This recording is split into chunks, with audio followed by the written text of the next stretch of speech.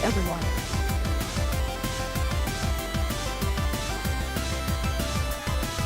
It's heckin' hot.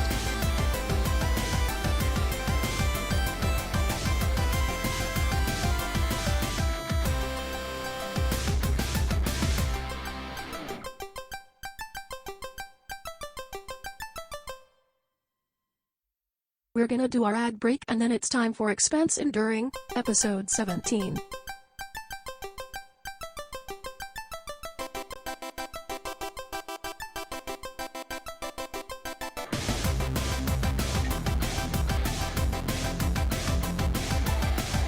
'70s nuts.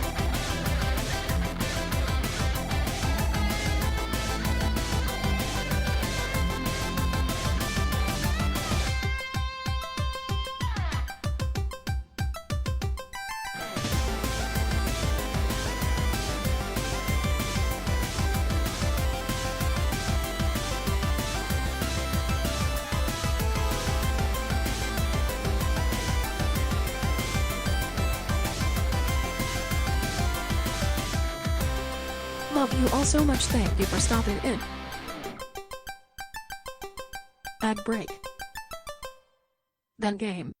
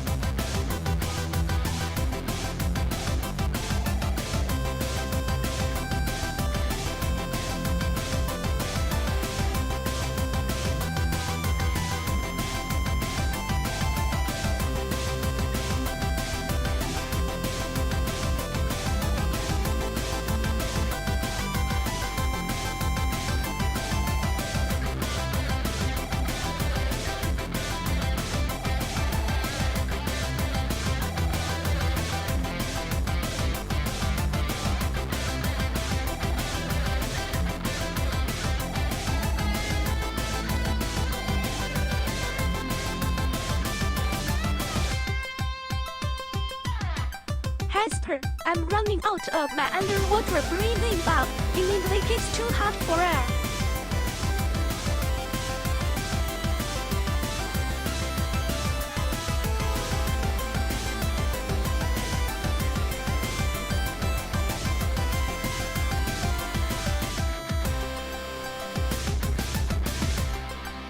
giving you gills. Fish emoji, giving you gills.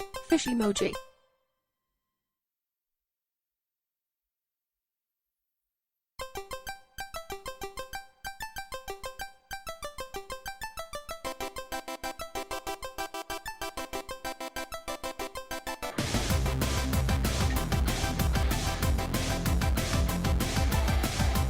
Bagel, you know they make rings for that. And pendants. And bracelets. And boots. Killing me. Fish emoji. Killing me. Fish emoji.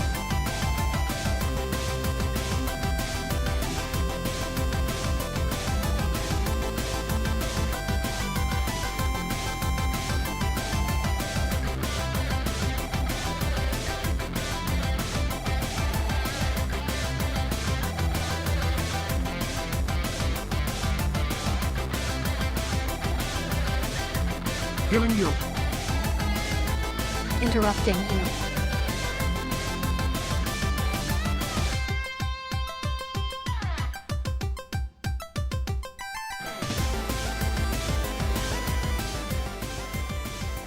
Too slow, Opus.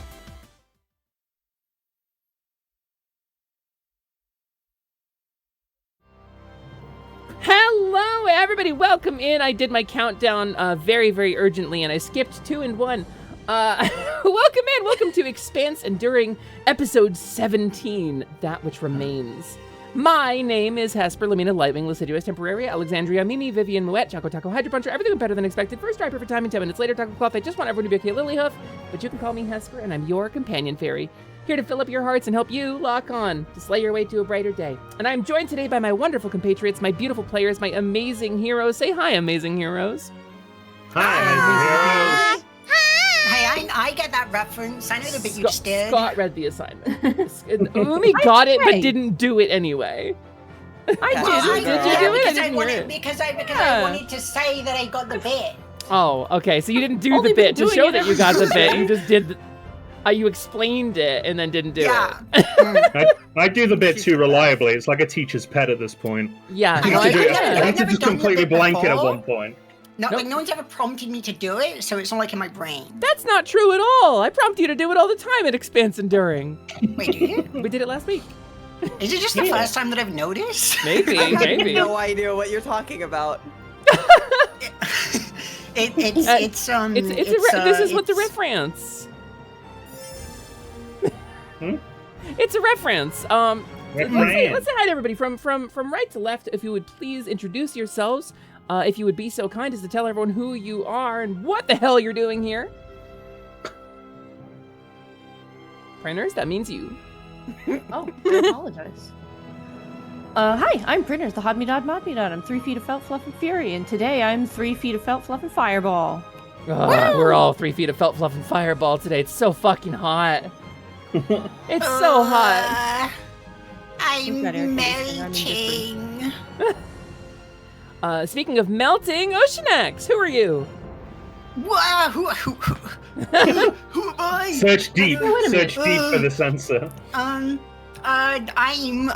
cute. I'm a cute girl, and That's also true. it's true. And I'm a magical girl, and I'm a streamer, and I'm an artist, and I am also a girl with wings and a warlock.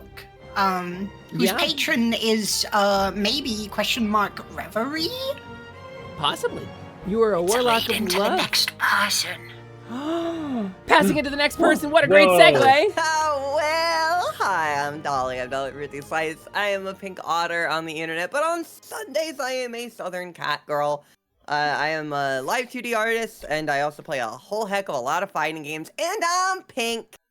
She is all of those things. Can confirm, have seen the pink. Also, I'm the key to your heart. Aww, like a warlock and a key. Yeah, but also, Scott, you're up. Huh? Well played. Sorry, that was so skillfully veiled. I Much didn't like even pick up on Expanse Enduring, your pass along was 2 things at the same time. Yep. Whoa! Yeah, I am Scotzilla. I'm the Hyper Metal Kaiju streamer. I do art and try to play games when my PC doesn't melt like it's on the surface of the sun. And today I am playing as the not as hyper, but still very metal kobold Key, who is a fighter and is kobold shaped, just like dot, passing it on. Hi, I'm Bagel Gremlin, the extra-tired magical girl that came over time because it's too diggity-dang. Hi, I am guest starring today, and I'm filling in for Ryusei Shining Art, the world's most powerful dragon wizard of all time. Whoa. Pretty accurate, I am the... I miss him! The winds whisper of his return. Bring him back! Bring him back! But today I'm playing Kindia, our little favorite kobold. She's definitely she's got a sword, and she's got horns. She's got a sword and horns. Those are the two things you need. Those are the two things you need to be a kobold, really. And that is our wonderful cast for today. I'm dead. I'm right here. Oh, I miss Ryusei so much, you guys. Do you remember when he was alive still? Sometimes like I it's can almost still like I hear can hear. him. Yes! Shaking your hand! Shaking your hand! Hand shaking you! Disrespecting his memory like this. Kobold to His kobold eyes. communication. Listen, all I know is that if he starts, like, if his dice keep coming into our pile, I'm gonna have to start making little Grimble effigies again. It's true. Yeah. It's true. We've talked a lot about Grimble's bad rolling. It's really unfortunate because now that Grimble's not here, all of you have been encountering Grimble's bad rolling. Uh-huh. Make it stop! I was so cool! I was so cool before I had good rolls all the time! Grimble, come back! Also, hi Magna, hi Froggy. Whoa. Let's say hi to Oh the my chat God. real quick because we're just starting stream. And normally speaking, I do like a little pre-game preamble on my streamings. We do a little bit of yapping sesh, but since it's Expanse Enduring and also it's 1,000,000 fucking degrees in my house right now, I want to kind of get to it. But let's say hi real quick. Hi everybody. Thank you so much for coming. We got Marshall, we got Nona, we got Ryusei, we got Magna. Hi Dolly in chat. Arkanic. Hi Snotgates. Welcome back. Hi Archmage. Hi Maelstrom. I'm scrolling up. Hi King Malcolm. Welcome in. It's nice to meet you. I'm Hesper. You saw my whole intro thing. It's like I'm too hot to do it again, so you're just gonna have to roll back to VOD if you missed it. Hesper Hi is hot. Reki. Hi Vivi. Hi Plink. It's super nice to see all of you. I think I got everybody. Oh, Glass Turf's here too. Hi Glass Turf. And DJ Bouncy Beats, that's an incredible name, and I Hell yeah. love Holy, all that of those name- emotes. That name slaps. What That the is an hell? extraordinary name. And Vivian, that's a great name. I think that Vivian is a wonderful name, and I think it's wonderful. Also, hi Jatazo. That title. How many channel Say points to hi give to everybody Ocio exactly and 1 Bagel point? Fine, in I'll chat, do it though. too. You gotta say hi to Ocio and Bagel in chat. Sorry. All right, Scott, I deputize you hereby Oh, sick. To do what?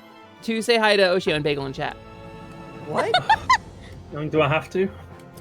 No, Oh, wait, sorry I am guys, I de- wanted to I say am- hi, but I am deputy. the guy I hired to do it isn't doing it. You know, they say ACAB, they mean it. Yeah, they mean it. Oh, They no! fucking mean it. Oh no! Hi, badge, I can Ocean Axe feel in it. chat. Hi, Bagel Gremlin in chat. Wow, hello. Oh my gosh. And Tatazo, you just have to give me one little smooch on the forehead, and we'll give everybody 1 bonus health. What? Hi, Max. Nice to see you. Goblin. Gopsy. Goblin. Goblin. Goblin. Oh, Oh, here we go again. Goblin. Goblin. Goblin. Goblin. Goblin. Whenever I see Gobsy now, I always think Goblin. Every Goblin. single time. Every Goblin. single time. Goblin. Goblin. Goblin. Goblin. Goblin. Goblin. They have Goblin. those in Skyhold. They do. No. Oh my gosh. Oh my Oh, god. Goblin. They're a thing that exists And here none in of us is Skyhold. playing as one? None of you are. I should- Okay, so goblins in Skyhold, by the way, are inspired by one particular artist that I follow on social media. There's an artist by the name of Forrest who draws the best goblins that have ever been drawn. And they Oh. have little furry ear tips and a little swooshy tail with a little tuft of hair at the end of it, and I they're know them. adorable. And I love their Yeah. design. And so the goblins in Skyhold, in tribute to Forrest, have tails and fluffy ears. awesome. Not safe for work warning though. Some of the stuff they draw is NSFW, so be careful. Yeah, Gus has got a tail. Also, And the it's a fluffy very ears, right? funny first time chat from somebody named Wait, how did I get here? Be like, wait, how did I get here? And I love your. I've seen you before. I know you, but it's a great first time chat. I know you. I know you. Knowing you. I Kirby. fucking knowing you. Fucking knowing you. I'm glad that sim caught on, everybody. That's a good one. It's a good one. It's so good. So we don't have Sam Regal here today, so we can't do any ad copy for our sponsors. So instead, I think we're going to jump into game, unless anybody has anything they need to address before we start. I have one. Nope. Yeah, what's up, Dolly? Hesper, you did not respond when I called you hot. I'm sorry. I'm too hot. I'm overheated. We've established it's hot, Dolly. We're all hot. Come on. Okay. All right. Damn it! I got Dolly to call me hot, and I didn't even fucking answer it. This is what a mess I am today. Yeah, the heat robbed you of that one. Yeah, the heat index, by the way, where I live is 104 today. I have a 4,000 BTU air conditioner as my only defense against the 104 degree heat index. So it's not enough, but I cannot crowdfund a better one because our wiring in this house is not good enough to support a better one. So this is what I got for the heat wave. It's not pleasant. So if the vibes are different today, I don't have access to my foot pedals for my facial expressions today because I have my feet soaking in a bath of ice water, just to kind of keep my temperature down. Inspired. But that's kind of the vibes. Yeah, we're doing our best to stay safe, and I will say, I'm not the only person in my chat right now dealing with a heat wave in this game. So if we do need to take a health break, if we do need to take a break and cool down or go right out, we will do so. I will prioritize the health and safety of my players and myself over producing the content. But don't worry, I got Expanse Enduring planned out for the next 6 weeks, so... Nice. Yeah, I don't know where you'd say it's not appropriate for it to be hotter here than it is there. It's not seemly, it is not polite. That's what I've been saying. It's ridiculous. How is it not as I'm hot actually gonna take here? my headset off real this quick. This is where it's supposed to be stupid hot. I'm gonna go tits out today, I think. What? Let's go. Let's go. Wait, what were we saying? Let's Oh go. my god, my bra is so It's wet. only 89 where I was in Texas. That's actually a lot better. Okay. The dew point is hotter in parts of Canada than in Florida today. It's nasty. It's schnasty. It is a schnasty thing. Yeah, hold water bottle close. Exactly.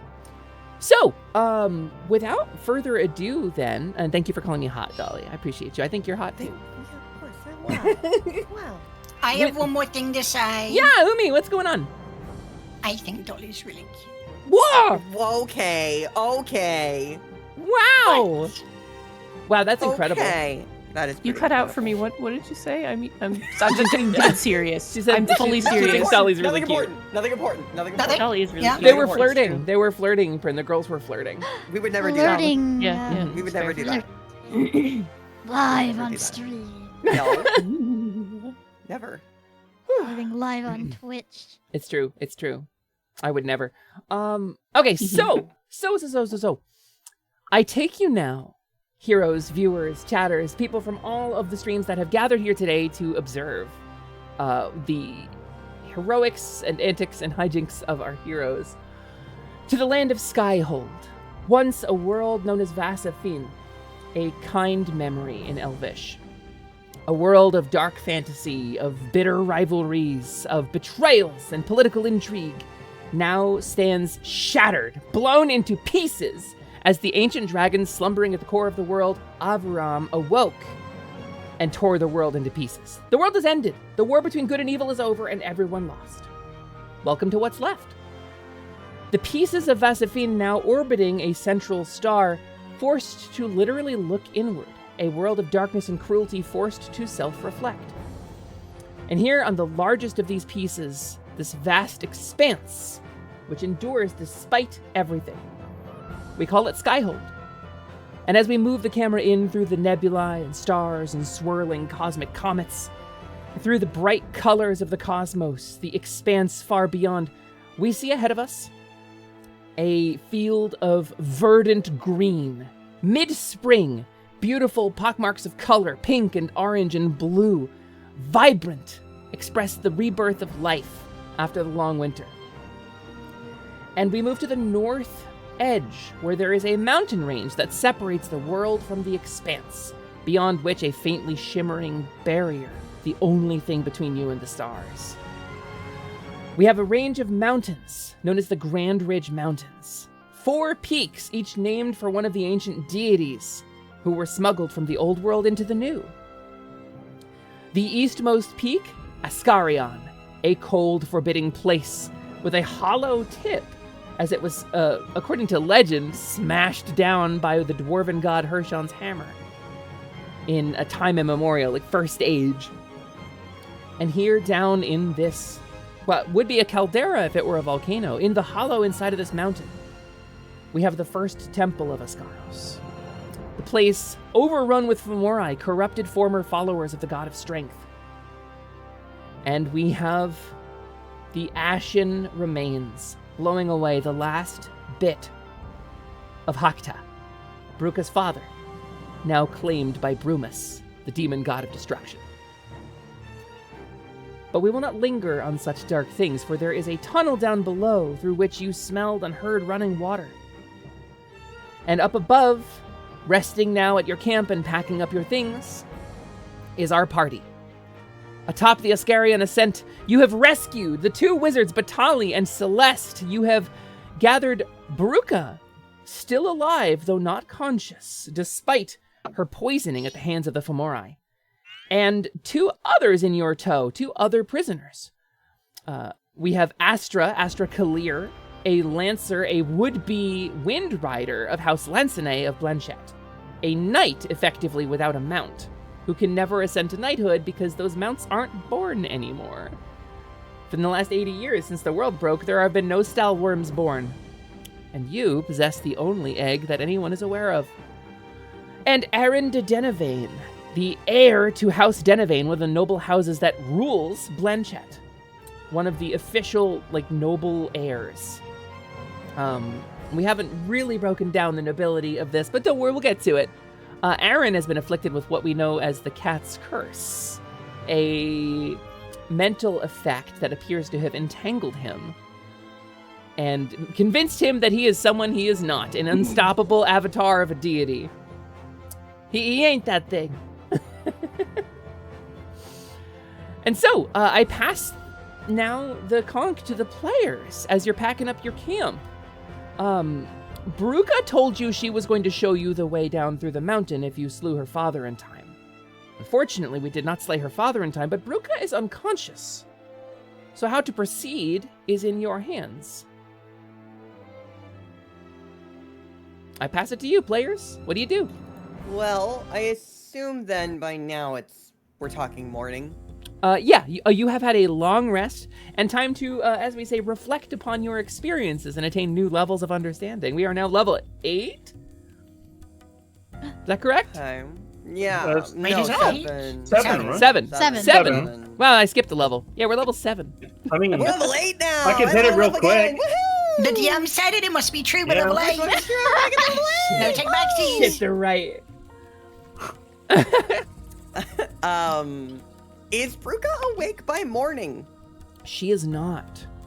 She is lying, her lips ashen, her eyes sunken. There is a chill on her, except when you touch her, her blood is hot. Her skin is burning. I grew up on a farm, and we didn't have a lot of ways to treat a lot of illnesses. And everybody knows that some cold water is the absolute best way to take care of a fever. So I find a source of water, I prepare a little wash basin of it, and I get to trying to cool Bruka down in the early morning. Heroes, sometimes, this is $1.50 Slice as an improv partner, sometimes she sets me up. Sometimes she'll hit the volleyball up and she'll point at me and go, Hesper, it's your shot. And then I will say, okay, as you take the rag and you wring it out to get some excess moisture out, you lay the rag on Bruka's forehead and it sizzles and steam rises. She is supernaturally hot. It doesn't stop me. Even if I burn myself, I continue to do it anyways. Okay. She's not hot enough to burn you yet, but it's close. Every time the water... Oop, I shouldn't hit repeat. Silly me. Oh no, Silly we're me. fighting There's a her combat- now. Yeah, it's combat music. She rises. Hey, Uh-oh. let's fight now. Let us fight. No, we're not doing that. And I actually get a little bit more judicious with my use of water. All right, go ahead and roll a medicine check, Reverend. And I pour it over, so on and so forth. But yeah, medicine. I'm so good at that. Would I be able to help her with that Could since I I'm like assist? sat watching? Yeah, it? one of you can tag in and give her advantage on this roll so she can roll it again. I was going to say, because Key's been sat next to her the whole night, so he would probably help. Oh, yeah, so we'll say Key tagged in. Okay, hey, that's a little better. On a 14, her body has shrugged off the poison, but she spoke of her blood boiling. She spoke of her people, the Lakari, and their curse that they bear. A blood hex. A generational hex that has been carried down from the first Lakari, known as Gu'ur. Gu'ur signed his people over to Brumus in order to save them. There is some ancient history there. And eventually, every Lakari born will boil and become a monster. She spoke of this. This is what happened to her father. With Reverie, like, leaving to look after Bruca in the morning, I imagine Essie would probably have followed her. Okay. And Essie, I think, watches Reverie take care of Bruca, for a moment. And then she kind of looks to Reverie, just, could you let me try something? Yeah, go for it. Whatever you got in mind. And Essie is going to... She closes her eyes. And kind of concentrates and focuses for a moment until what she sees isn't Bruca, but the energy of Bruca and the connections that You're emerge using from Detect her. Bond? Sort of. Okay. And she's going to look for...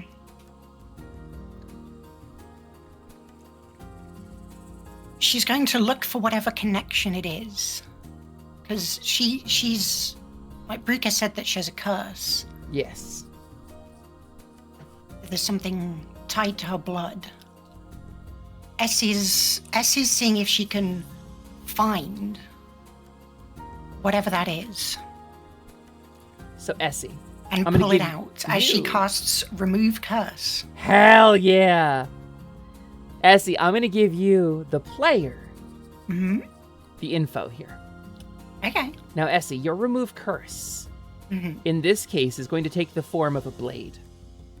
Oh. Okay. You can sever a bond. Now, to sever Okay. a bond is a very serious thing. And you see a number of things. Bruca is entangled in so many things. In this world of self-determination, where personal will and personal determination of self are everything, Bruca has never had that choice. And you see first multicolored threads from each of her fingers flowing in many directions. And you see a number of them trail off into nothingness as if it's already been severed. But they're still there. And if you trace the thread, they actually travel up her arms from her fingers into her heart. You see one thick black cord around her neck. Tight. Almost cutting into the flesh of her spiritual self. And you see it trailing off into the air around her like a circle encircling her. you see a strong golden cord coiling up one of her legs as if slithering up like a snake, slowly beginning to, like a snake threatening to consume an egg. It has, at some point, coiled up Bruka. And then you see hands, not strings or threads or cords, but hands of shadow, softly probing, searching across her spiritual body, like a blanket enveloping her. Now you can sever one of these.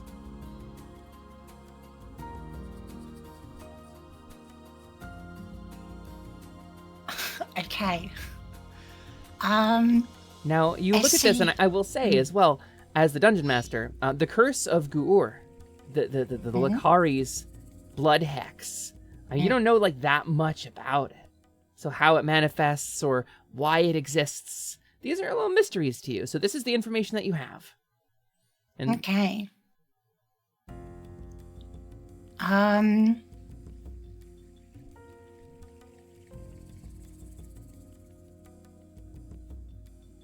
I see.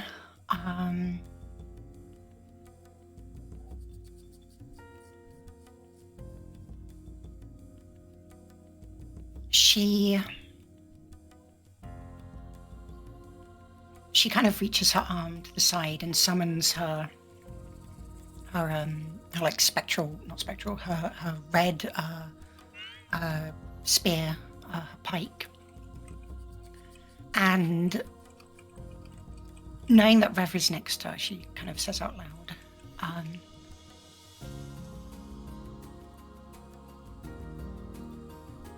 I can try to...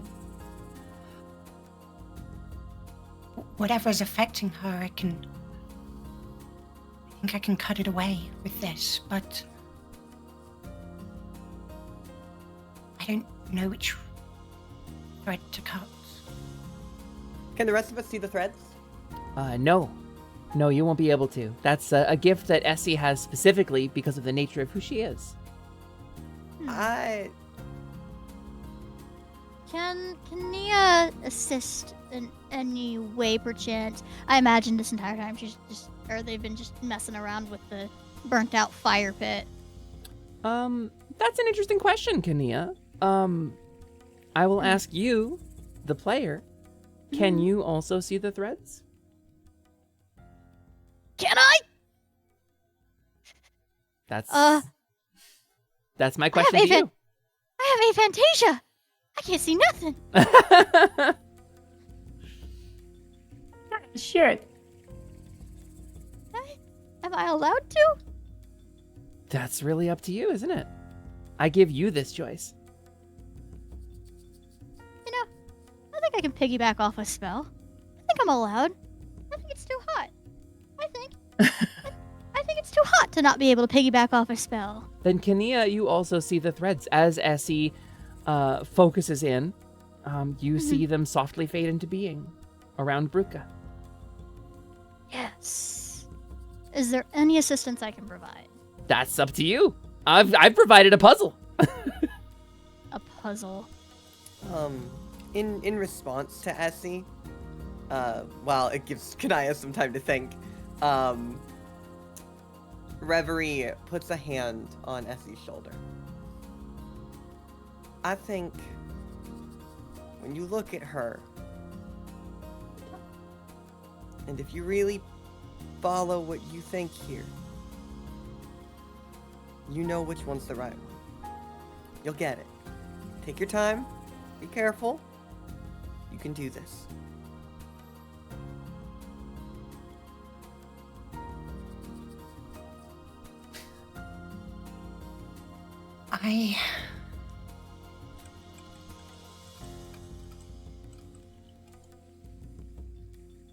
Could I perchance roll an Arcana check? Yeah, I think you could roll an Arcana.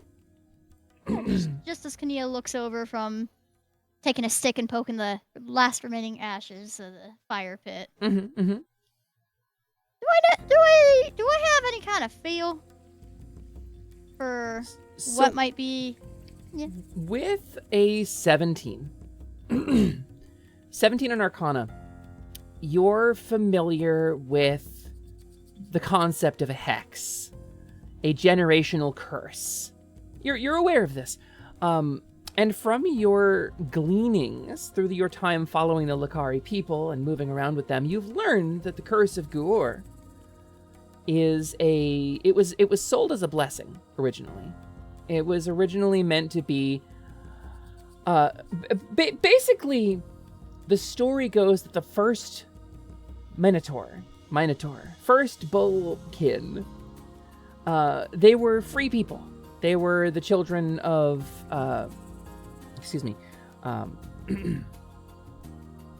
sorry, I had a little choky there. They were the children of Lalatha, much like the other beast folk. They lived their lives out in the wild. And then a being known as Lameth moved in. Lameth, the queen of blood and death. Lameth is the god that is associated with, like, loosely things like vampires, things that go bump in the night, people who party too late and wake up, undead. She's the profane queen in the daylight. That's her whole thing, is that she tricks people and she does counterculture shit and she gives a big middle finger to everybody. That's like the whole deity's thing.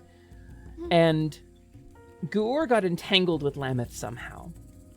And he didn't want his people to suffer as a result. And he was tricked by the demon princes into signing up with them instead. It was that Lameth can't touch you. Just let me protect you. Let me hold you in my embrace. And Lameth will never have you. And of course, that resulted in him signing all of his people over to a demon prince instead. Mm-hmm. It was really rocking a hard place. Yeah. That's what you get with your 17. Amazing. Okay. And then just double checking to make sure I understood right. We've got hands, we've got a gold snake, and we got a weird fingery string stuff, right? Yeah, and you have also a black cord around the neck. Mm-hmm. Well, Kania's gonna go ahead and wander over here and take a good long look while everybody's deliberating. And she's gonna go ahead and lift her veil a little bit and cast, hang on, I gotta open up my character sheet again. Ah, I accidentally closed it. That's okay. Pain, suffering, where is it? We're just gonna go ahead and cast message, to Essie. Essie, a soft whisper kind of lingers near your ear somewhere. It's very quiet, only you can hear it. The hands. You want the hands. Don't you have to whisper message? You do. Oh. So There's a whisper feature? But it's okay. Yeah. You No, might as well as in, whisper. as in order to say the message, you whisper it. Oh. It's true. So you don't have to approach, but... Well, Kinia's gonna approach anyway, so Kinia can see better. Yeah. They're short. Okay, They're I looking just, foot. I just wanted to make sure that's known, just in case Oh, yeah, no. other It- people did in fact hear what Kenia said. Reverie squints. Kenia provides you this information with a bit of mystery, I think, is the intent here. What does she say, sorry? the hands. Go for the hands. Now, of course, Essie, this is a Essie? reveal because you didn't... Yeah, anyway, sorry, you go.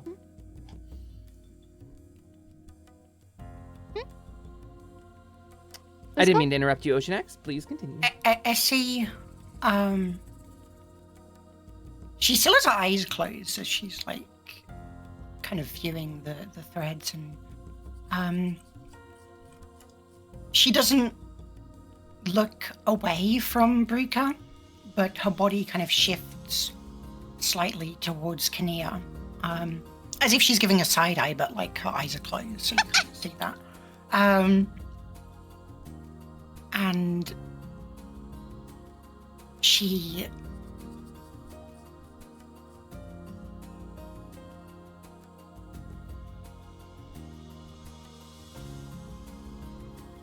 kind of takes a deep breath and she's like, okay, well, The ones that we'll glow. trust you. The ones that glow. And Essie, with her pike, she kind of pulls it to one side. And she's going to kind of cleave through almost kind of the ground beneath Bruca to sever these hands reaching up to grasp around her. Essie, you raise your pike to the air, and the energy flowing through it is yours. And almost protectively, seeing what's coming, these sort of smoky black appendages, they sort of reach around Bruca, and everybody can see Bruca almost like getting pulled into the ground by an invisible force. And Essie, you slash the pike down, and there is a sound like distant thunder. And for a moment, it seems like nothing happened. Then you watch a line appear in the center of this smoky black apparition. Both Kania and Essie see this, and as it begins to dissolve from the center, the hands writhe and claw and tear. And everybody can see Bruca's body kind of twitching and moving, but you're watching as the hands claw desperately for purchase on her flesh. But they slide off, and they are drawn back into the ground that they were rising from. That should be disabled. Sorry, 1 second, everybody. That's okay. It happens. It's so hot, I'm struggling to do this. Essie, there's a skeleton behind you! I'll get it. I'll bite it. I'll bite it to death. It's fine. Sorry, we'll refund that redeem to you. I don't want that to be active today. We'll make that right. I thought that was only supposed to come on during BRBs. Yeah, it's on like an hour timer. Oh, yeah. Okay, that makes no, sense. it's disabled. I apologize, everybody. It's hot, and I was running behind today. You're all good. That's okay. As the hands sink into the ground, distantly there is a sound like a rumble. There is a boom somewhere far away. And the water that has been steaming on Bruca begins to cool. And some color returns to her face. One of her eyes opens a little bit. Bruca? Bruca, you okay? You will have to ask me tomorrow. Today, not good. Sorry, not available. And she closes her eyes again. Before she does, I lift a cup with water to her lips and make her drink it. She coughs a little bit, but she drinks the water gratefully. And a second later, she actually sits up, eyes still closed. The first thing she sees when she opens her eyes is Key, who is Key. What does Key look like right now when she sees him? He's still sat crisscrossed with his hands on his knees, just like full attention on her if anything changed. And at her waking up, he kind of moves forward slightly, so he's resting on his hands, on all fours, basically, trying to get a closer look. Oh, little warrior. She's got one eye a little bit open. You are still here. And then she turns over to Reverie and Essie and looks at the two of you and says, "Oh, good. I thought you were going to maybe break up, but it looks like you're doing okay." What the hell? Huh? And he is looking between the two of them. It is sad down there. A lot of anger. You were not... It's gonna take a lot more than that. You did not feel it? The way the air pressures on you?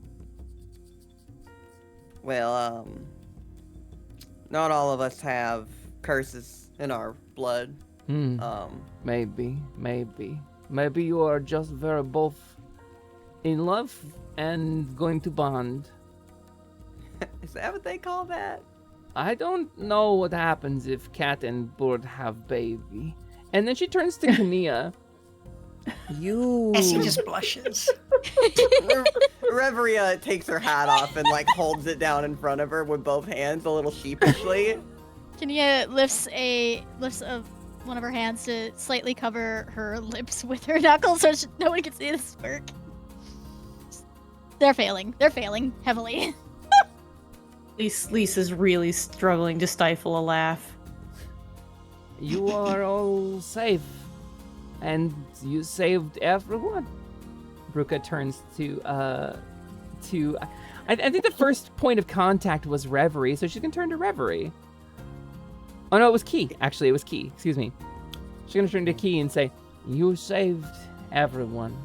My father, then." Key just kind of pauses for a second and looks down and looks up to, kind of looks around at the rest of the party for a second. We achieved victory in the depths. We will be able to speak on it further when you are fully rested. I do not believe stands this is up. a... She stretches. I have slept for too long. I have to be walking and active now. Key We just, did Key it. just kind of looks over to Kinnear like, that was... Do they usually sleep for only 2 minutes? We did it. We did it. We stopped it in Hooray! time, and we killed him. Essie looks towards Reverie. I'm not gonna make you make a roll. Bruka nods, and you see a single tear kind of run down her face a little bit. Okay. I thank you then. My blood has been saved, and that is all that matters. One day, I will boil, and I hope someone gives me this grace that you have given Hakta. So I show you the way now through the mountain, yes? One more question, if you don't mind. Okay, many questions. Yeah, we got plenty. When we found Hakta, it was in this, kind of ritual-like room. People Yes. being prepared to be eaten. This is where they keep those they corrupt. Many There- Lakari have died in this room.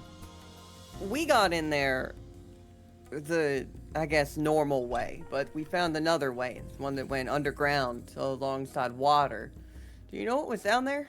Yes, is Castor's Cross. Is place in you call Delve? You call it Delve. Is waterway, is cleric's thingy. That is fast way to west through mountains. It's the way I was going to show you.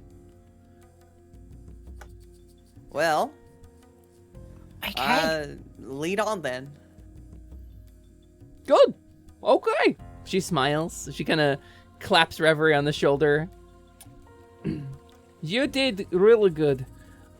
She turns to the wizards. Are you coming? Batali and Celeste kind of exchange glances, and Batali's like, I wasn't sure we were invited, but I would love a shorter way through the mountains. Celeste is like, our wagon was destroyed. I was not looking forward to walking. We wouldn't rescue you just to make you walk down the mountain on your own. Yeah, we gotta watch you walking through the mountains now, I say with a bit of a wry grin. Celeste is like, yeah, we did mess it up last time. Thank you.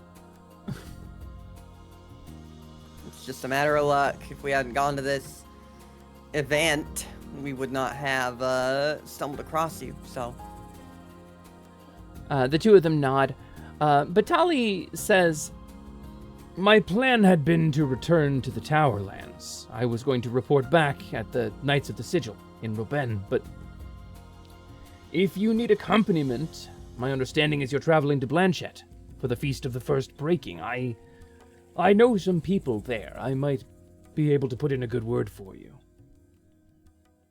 I would be so grateful. Well then, it's That would be settled. quite kind of you. Come, Celeste, we have much travel to do. And,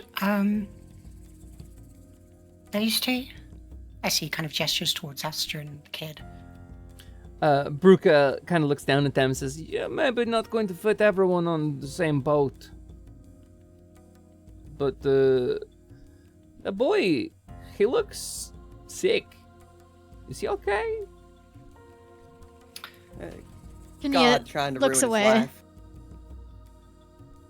Whoa.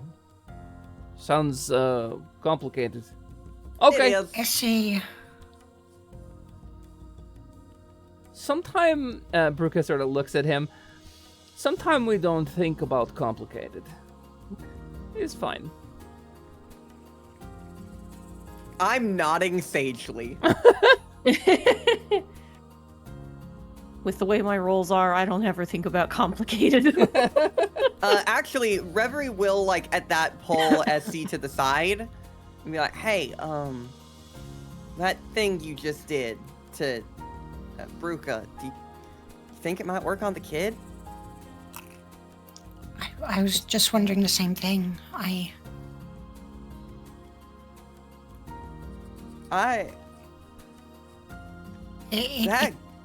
it's god has worth haunted trying. me, and I don't want it to. And I look at the kid.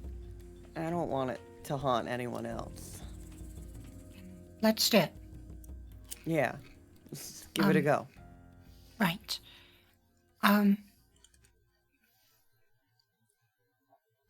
Okay. Essie, is gonna approach the kid as well then.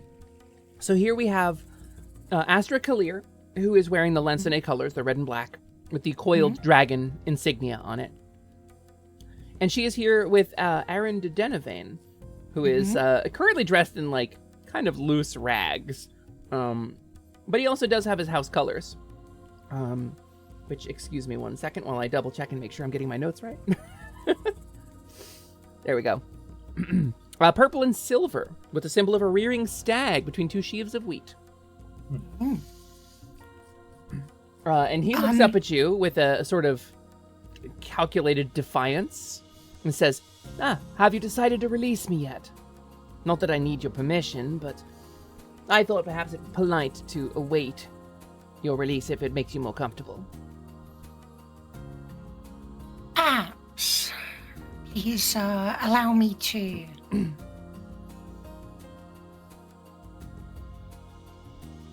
assess your magical potential.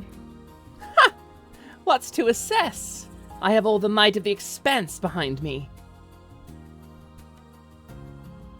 Essie doesn't even like. She just closes her eyes. She's gonna do the same and. She searches. Reverie looks heartbroken. She Essie- looks at this kid and looks so sad. As you see a couple of things on Aaron as well. First, you see a number of coiled strings around the fingers, tying to the heart, very similar to what Bruca has. Second, you see a thick black cord wrapped around his waist, kind of coiled and trailing off into nowhere.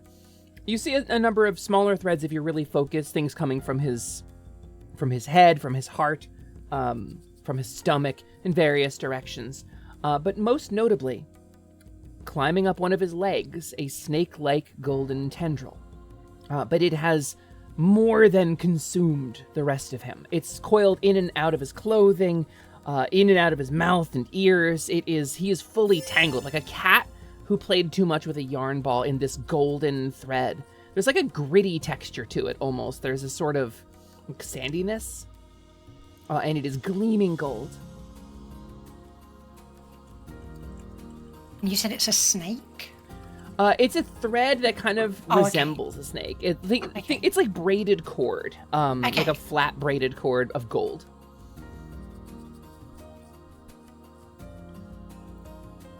He's entangled with something.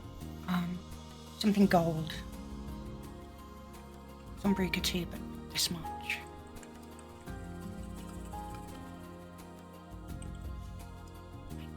I can try to sever it. I hope it's this, but if it's not, then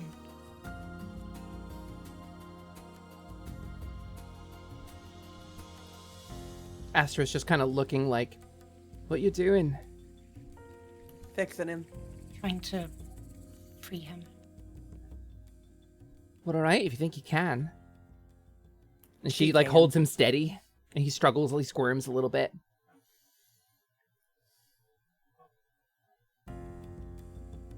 There's only one person in this whole world who could do this, and I'm looking at her. I say, looking directly at Essie. Essie. Hmm? I'm going to ask you for what we call a caster level check. Okay. This is a mechanic from an older edition of D&D that I really liked. So we're going to bring it forward. What this is going to Nice be to hear it, yeah. is a D20, and we're gonna do a spellcasting check instead, I think. But we're gonna flavor it like 5th Ed. So it's gonna be a D20 plus your proficiency modifier plus your casting stat, and you're gonna be rolling against someone off camera. And what is this to do? Is this in order to? Is this in my attempt to sever this? Or? For your attempt to sever this, I think I'm gonna tell you the right now. You need a 24. Okay. Can I offer assistance in any way?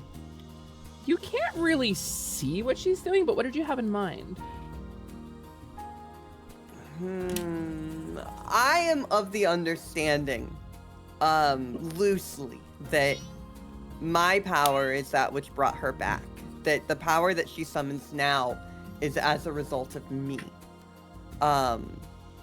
I have a decent grasp on the magic I possess. It's very narrow in the scope of what it does, but I have complete control over it. As she tries to do this, as a result of my hatred of the god that cursed this kid, from my perspective, I would try to funnel my energy into Essie. If I'm her patron, I should be able to give her more, is Reveries' line of thinking. Whether or not it's true is up to you. So, there is, of course, the possibility that you are Essie's patron. That Essie did not tap into a universal ancient force, that the power is coming from somewhere closer. Perhaps from your divine spark or from your love together.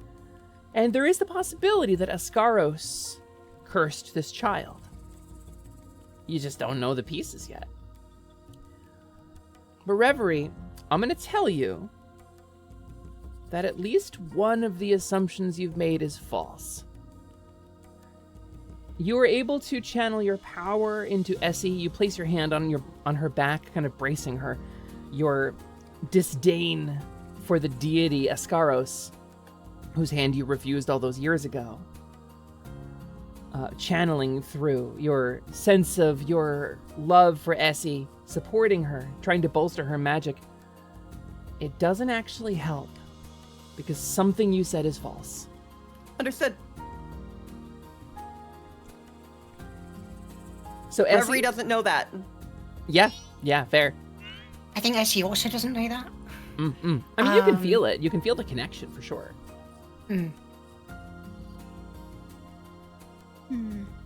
No way I could help either, right? That depends. How deep do you want to get involved with this? That is an internal conflict, in which I will ponder. This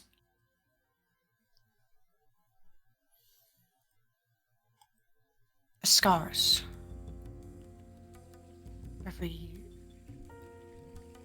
You said that you saw it, saw them, saw whatever it is, right? Yeah. Before? When I fell from the mountain a long time ago, it tried to reach out to me, and I pushed it away. And it was gold. Yeah. Gold and powerful. We saw 1.5 million statues of them down there, so. Okay.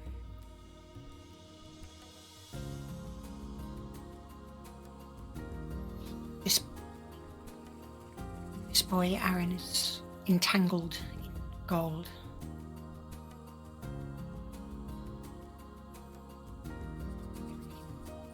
Do what you have to do.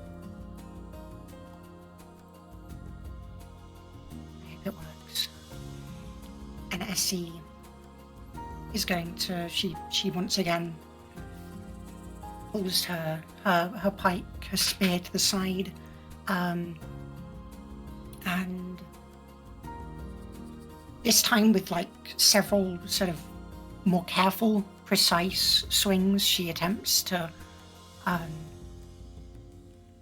kind of cut loose this like bramble almost that's entangling him. So what did you say the roll was again, sorry? It's going to be d20 plus your proficiency modifier plus your caster stat, which I think for you is your charisma, right? Okay, so proficiency is +3, and then my charisma bonus is +5. And you're looking for 24. Okay, here we go. May I? Wait, no, that's lucky. I can wait until afterwards. Never mind. Go ahead. You got this.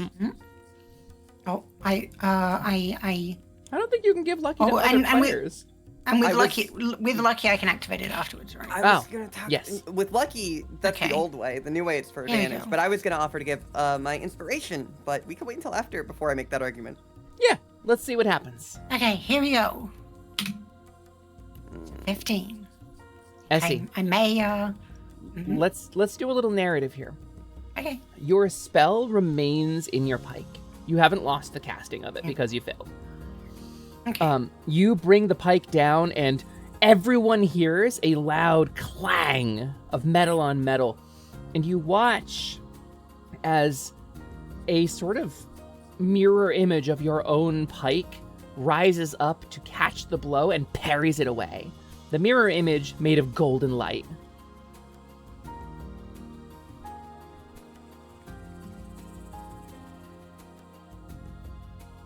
Essie, golden that sparks good. are flung, and they settle on the ground around you like embers. And where the sparks fall, you watch golden threads begin to creep out.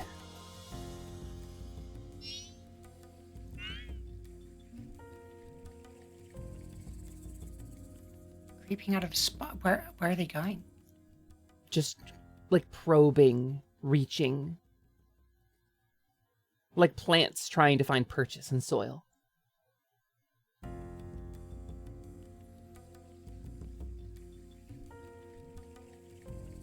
Kania's making a stink face.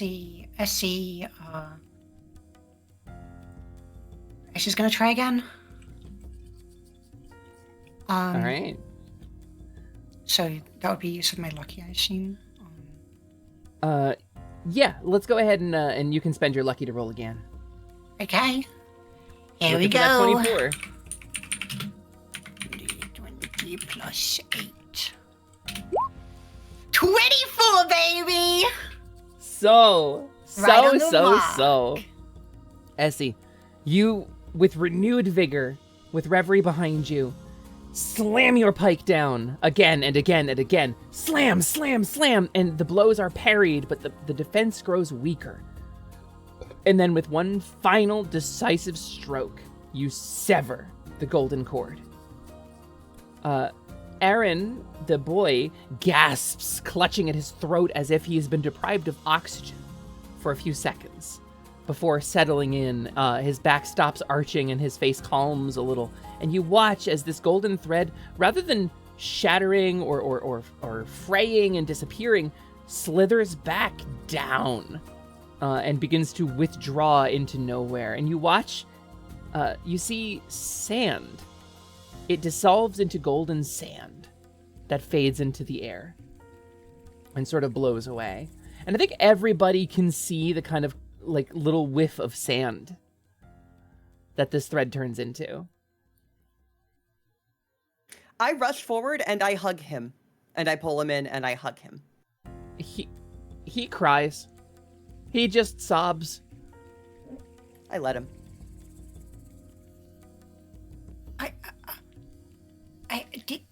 Did it, Aaron? How do you? Essie like wants to ask, but she wants to give him a moment.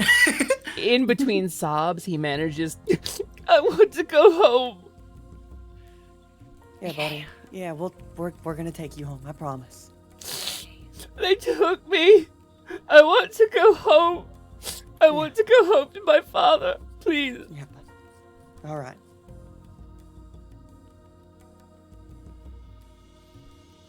And like, just as a remembrance, if I look at this kid, he looks how old?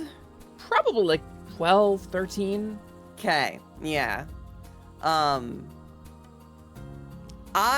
Is he like all scuffed up and like dirty? Like, did he get cleaned at all? No, he was a prisoner. He's been tied up the whole time, so. I take him over, like I scoop him up. I take him over to that wash basin that I had near Bruca, and I begin cleaning him. Essie kind of collapses, like, to her knees, kind of like, just after what she assumes are 2 successful uses of this new power she's found. And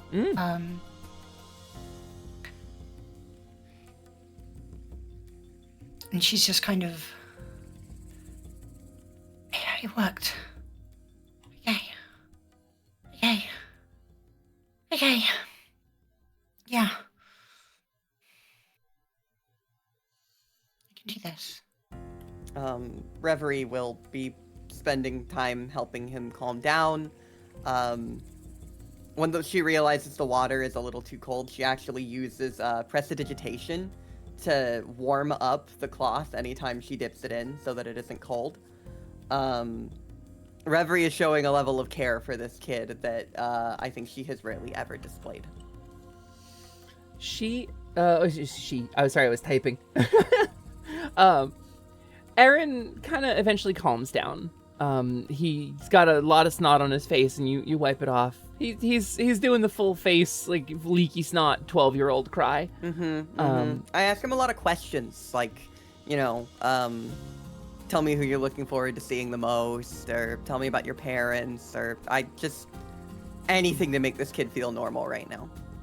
Yeah, you make some small talk to try to interrupt his kind of crash, and it seems to work. You find out he really likes the pheasant his servants prepare. His father loves him very much, but does not show up very often because he's so busy. You find out that his mother is not a topic he wants to talk about. And he does have an older brother who is in exile. His older brother betrayed the house and got exiled, so he's the heir. This 12-year-old boy has all the future of his whole house on him, and he tries to take it very seriously.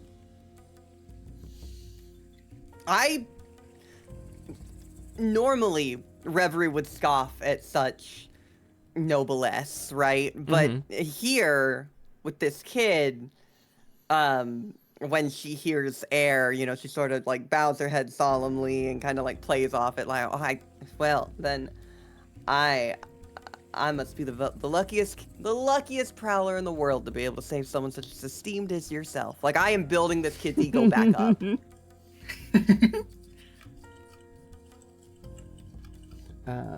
1 second.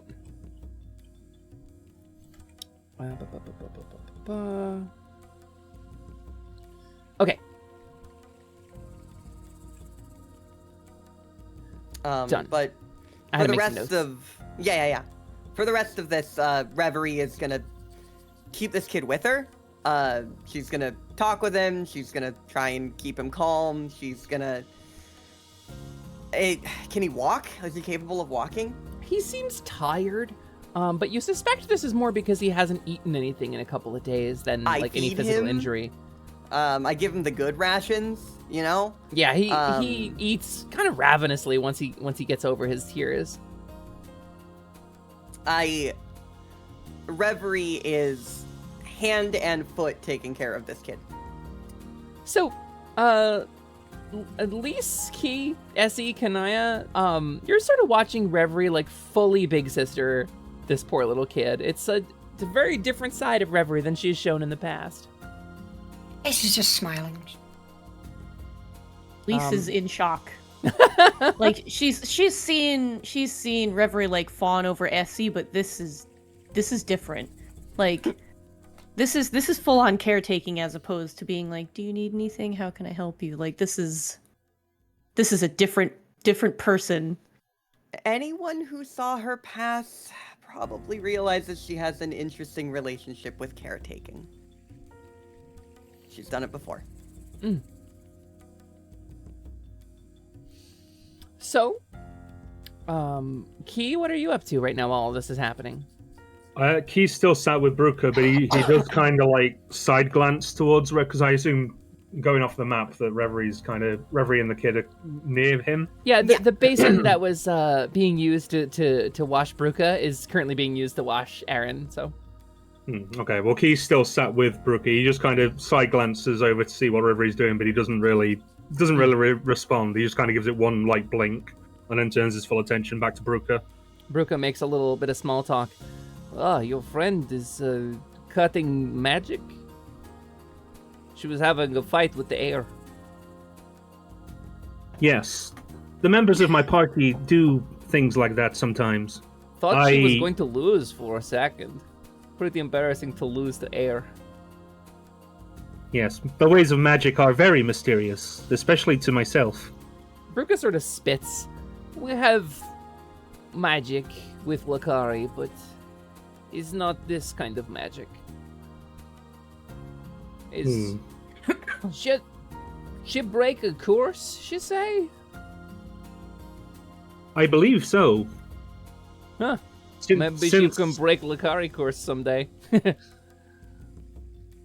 Key just kind of blinks at her, because obviously he doesn't really know what happened.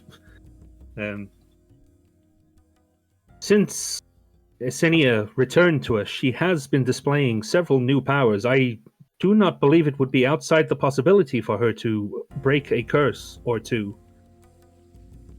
I hope that is what has happened. We have old story about old sage. Old sage is Huraki. Huraki traveled to stars and come back as a bird. It's maybe a different story, but Huraki do a lot of good, teach a lot of magic to Lakari. Maybe it's the same thing. Maybe your friend was not always bird. No, that is true. She was not always a bird. Huh. This is a recent development. Well, maybe she teach you magic then.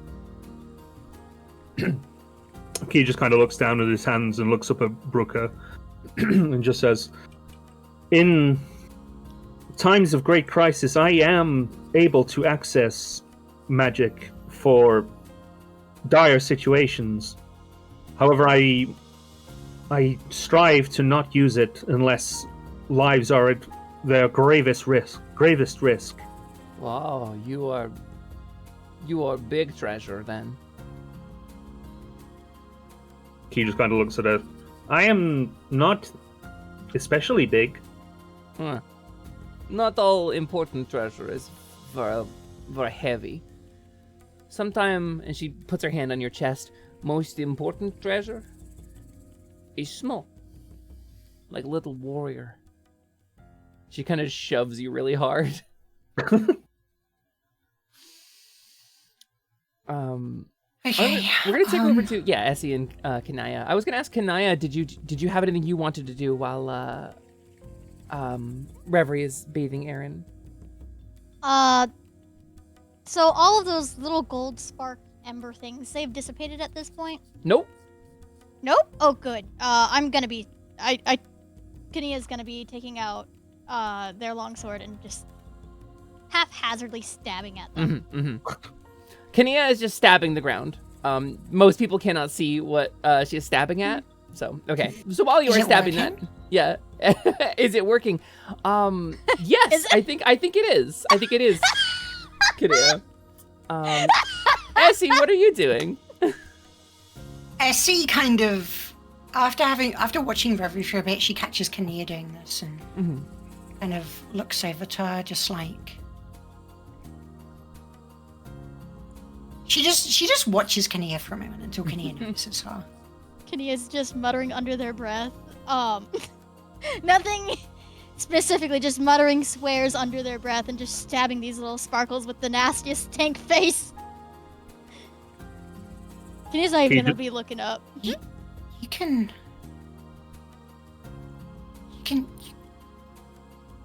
see too. Huh? Mia looks up. Well, You see them too. The threads. Kania looks like a deer caught in the headlights for just a second. And then shrugs. And goes back to stabbing the ground. Perhaps. But these No, don't you do. These don't look like threads, they look like embers. They're not right. You told me. Kinia's stank face melts into a little smug face and they shrug. Well, yes. Do you know what they are? Nope. I'm just about as lost as you are, I think, but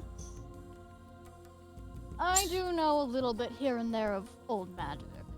Something reading scrolls to learn how to be a paladin, something. Kinia shrugs again. Stabs another ember. How long have you been able to? That's about... Is that the first time? I think that's the first time I've done that. I've seen drawings. What? I've seen drawings. Why are you so casual about it? If I keep worrying about things like that, I'm going to lose sight of what is important. Like... And Kenia stabs another one. Taking care of these. Can I insight check this bitch? Okay, so when it comes to social checks between players, I prefer to leave it in the hands of the players. As kind of a classic rule. So lying to one another, I want to leave it to the two of you to settle because it's a role play concern. So if you want to make an insight check, if Bagel is okay with making a deception check, Do it. yeah, let's go ahead and throw it. Okay.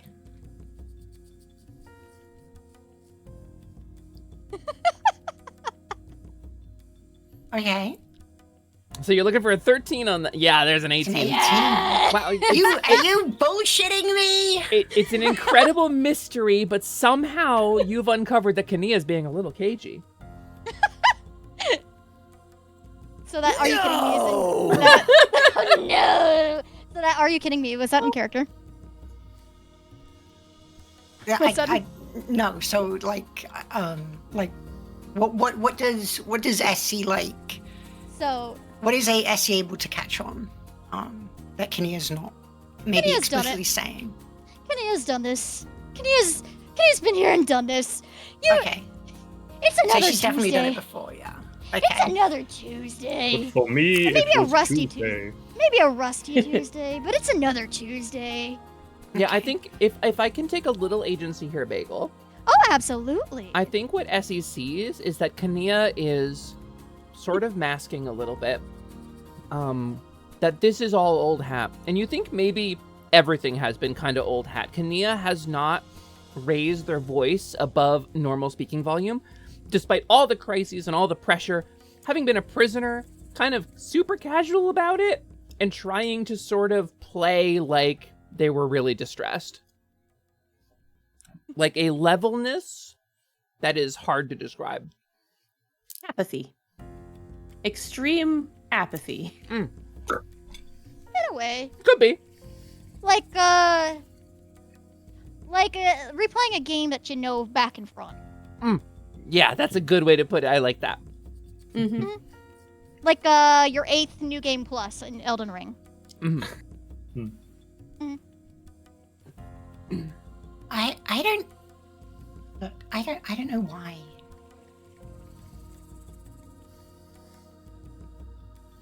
I don't know why you're.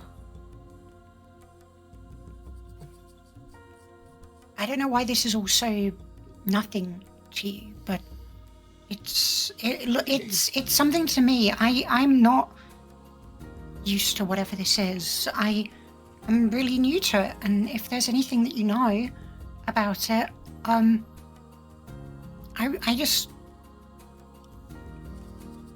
I just wanted to ask. I just want to know more. It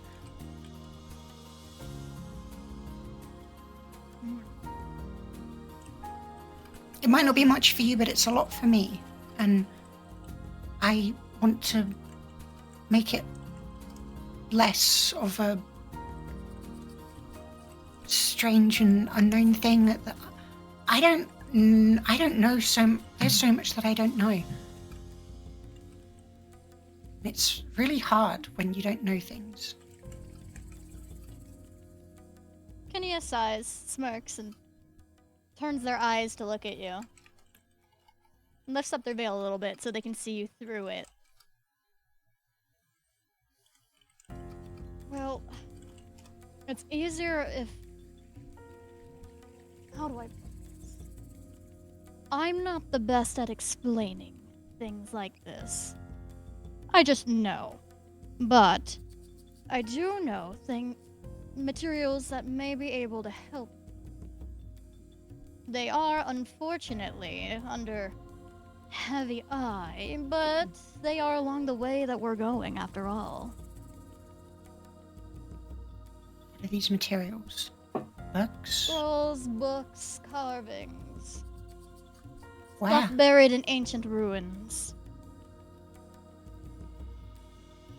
That sort of thing.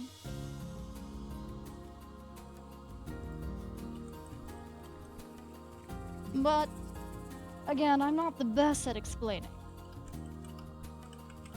Could you show me where to get these things that will explain? Oh, absolutely. Okay. Sorry for...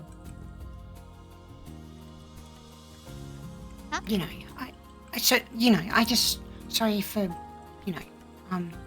I... Thank you for...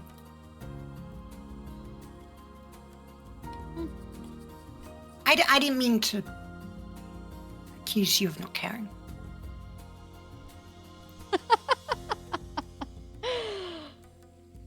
I'm used to it. But I do hope that you are fond of... How do I put this? Religious institutions? Kenya shrugs and goes back to stabbing these weird gold ember. Yeah, at this point, I think the embers are extinguished. Erin is well fed. Bruca is getting antsy about going. So, Key is going to look over his shoulder and just see Kania doing this and just gesture to Brooke and say, it appears we are fighting the floor now. I will give them a moment, and if they need any help, I may have to go and assist them. I will wait a moment and see how it pans out. Do you think they are winning, or... Kenya sheathes their sword. Nods. Key tilts his head for a second and it's like, it is difficult to say. I will give them a moment. I believe they know what they are doing. I will give them a moment and then I will intervene if needed. This is why we don't do magic. It's overrated. Yeah, Agreed. you do magic, but you do lightning barf. So it's different. Well, you did lightning barf. I saw it. I mean, do you I'll count watch your words as barf because they come out your mouth? Scary. Was It your is sort spit of barf? the sort of word barf. Yeah. It's kind of not like that, Fo- and actually. You're food- kind of lying. Food is like reverse barf. It's like You know barf what? that go I agree. in. I agree with her. Yeah. and Lisa's breathe- just like You horrified just at the ground for phrase 10 reverse minutes. barf. Don't intervene here. Okay, we going on boat or what? Yeah, we're Right, going on boat. you said it might not be able to fit everyone? Maybe, I don't know. It's a small boat. Maybe it's big boat. They have I have not maybe been down there myself because Lakari are monsters and maybe they don't like monsters so much. Right. But I can show Yeah. you where it is. That's a then good idea. You can go. Oh boy. Okay. All right. Okay. I hope you're not leading us wrong. Well, only one of you is monster, so And who's that? She points to Essie. Says, "We're going to go." S is very confused. Why are you calling her a monster? Because she is lost. What do you mean? Always, old legends, old story. It's monster. Hiroki do this as well. Sometime you have, there is story about old witch of Lakari people who brought many good magic to Lakari, but Hiroki has to lose, and she kind of thumps her chest to get magic, Not at all, but I'll take your word for it. Essie just kind of looks down at her chest and puts her hand there to, like, feel her own heart beating, I suppose. Yeah, it's there. I think I have that. Oh. Yeah. Well, all right. Good would news, know. then. You're not like Hiroki. Sorry I called you a Right. monster. You're okay. You're fine. Let's go. I sort of like, as Bruca like gets up and leaves, I sort of just look around and I'm like, I think we maybe need to stop taking everything Bruca says real serious like. I kind of think Bruca has like no idea what they're talking about most of the time. Right.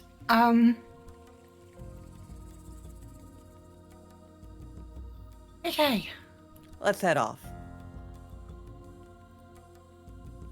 Before we go, also, Essie, she spends just a moment kind of, refocusing, like, herself and her energy after seemingly yeah. dispelling two what may have been curses. And she's going to use her magical cunning Yay. to regain one of her spell slots. Excellent. Good choice. Okay. As we're traveling, I have a quick out of character question. Sure. This kid is the heir to a house, and that house is in Blanchette, correct? That's correct. Awesome. Yeah, there are, I guess Reverie probably wouldn't know much about it, but there are a number of noble houses. The basic structure of Blanchette, as you kind of put it together, is that it was at some point part of a massive magical theocracy. They followed two deities, Adia and Kuthri, the sun and the moon, ancient deities of cosmic celestial importance. And there were two priests, the Lux Solus and Lux Lunaris, who together ruled the kingdom. One ruled during the day, one ruled at night, and they were said to be inseparable. It was like a whole thing. They had a whole cool vibe going of toggling who was in control for 12 hours a day. And then there's the noble court as well, which is very powerful and has a lot of sway with things like economy and trading and all the affairs that the priesthood couldn't like particularly deal with. So technically the noble court answered to the priesthood, but this kid, Aaron de Denevane, is the inheritor, the direct first valid heir, because his older brother is exiled, to one of the 5 noble houses that like runs everything in Blanchette. He's a really important kid. So, Reverie, may not be super book smart and, maybe is naive and foolish at times, but one thing that Reverie is good at is people. And so Reverie's care for this kid is not transactional in any way. She cares for this kid because she likes this kid, right? And, she saw what he went through and wants to help him. But also, she is using this as an opportunity to understand the political structure of the place that she's about to walk into. Mm-hmm. This kid is the heir to a noble house. She knows that noble houses usually give their kids really, really good tutoring. Thanks for pinning that, Scott. And so she also is kind of using that to her advantage and trying to figure out all the information that this kid knows, and a lot of it probably bounces off, but she's just kind of talking to him about Blanchette, its political structure, and trying to give herself a bit of a... I can give you some notes right now if you'd base. like, Dolly. Sure. Okay, there are 5 noble houses and 1 priesthood, in addition to the didactry itself, which runs the country. There's Aaron's house, Denevane. They're the oldest house. There's Astra's house that she is not a blood member of, but she is a knight in service of, called House Lansonay, and they're cavaliers and beastmasters. Historically, they're like the outriders and like the pageantry knights of Blanchette. There's House Ramford. Ramford is the army house. That's sort of their thing. They are the defenders of the land, the keepers of the peace, town guards. That's all Ramford stuff. There's House Isley. Isley is a house of elevated common folk. That is to say, like, it's actually a story that Aaron tells kind of excitedly. There's a dude named Garen Isley, who in like 15 years ago or so did so much trade and value, brought so much value to Reyes that, or not to Reyes, to Blanchette, that they maintained their independence from the tower. And it is House Isley that is the house that maintains that. And they're the ones who bring all the economy in. So they were granted a seat in the noble court, and they were granted nobility. And they got someone else's house. Aaron doesn't know whose, but it once belonged to a different noble family. And then there is House Ferrodin, and House Ferrodin is the Outriders and the Country Guard. They've existed since before Reyes. House Ferrodin are hunters and guides and guardians in nature. That's sort of their thing. And then there is the Bastion of St. Aldenon, and the Bastion of St. Aldenon is a ancient religious order that keeps their own time and everybody has to answer to, but they mostly keep to themselves. They are the bankers. If you need something stored or an artifact that you want to keep out of the hands of somebody else, or just want to turn in your coins for easier to carry paper money, you go to House of St. Aldenon. And then there's the didactry itself. Aaron tells you that there are supposed to be 2 priests.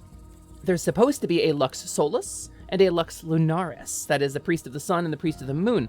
They are chosen by divine mandate. There's some kind of ritual they do. And there hasn't been a Lux Lunaris in 80 years. And so the Lux Solus, Didact Jacinta, the woman who sent you the invitation in the first place, via your lion friend, is the Lux Solus. She's the priest of the sun. And she's the one who invited you to the Feast of First Breaking. Okay. And there's your Blanchette 101. Reverie does her best and retains enough of it that she won't be useless.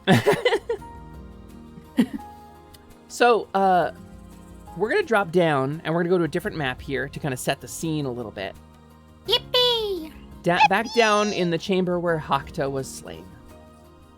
And you see Bruka's kind of looking around with like an unreadable look on her face, but she doesn't say anything. She got her axe up on her shoulder and she's just kind of like looking dark. But then eventually she makes her way over to the eastern door and says, "Is this way. Down here there is bridge. If you go straight across bridge will take you into Delph. You want to go deep?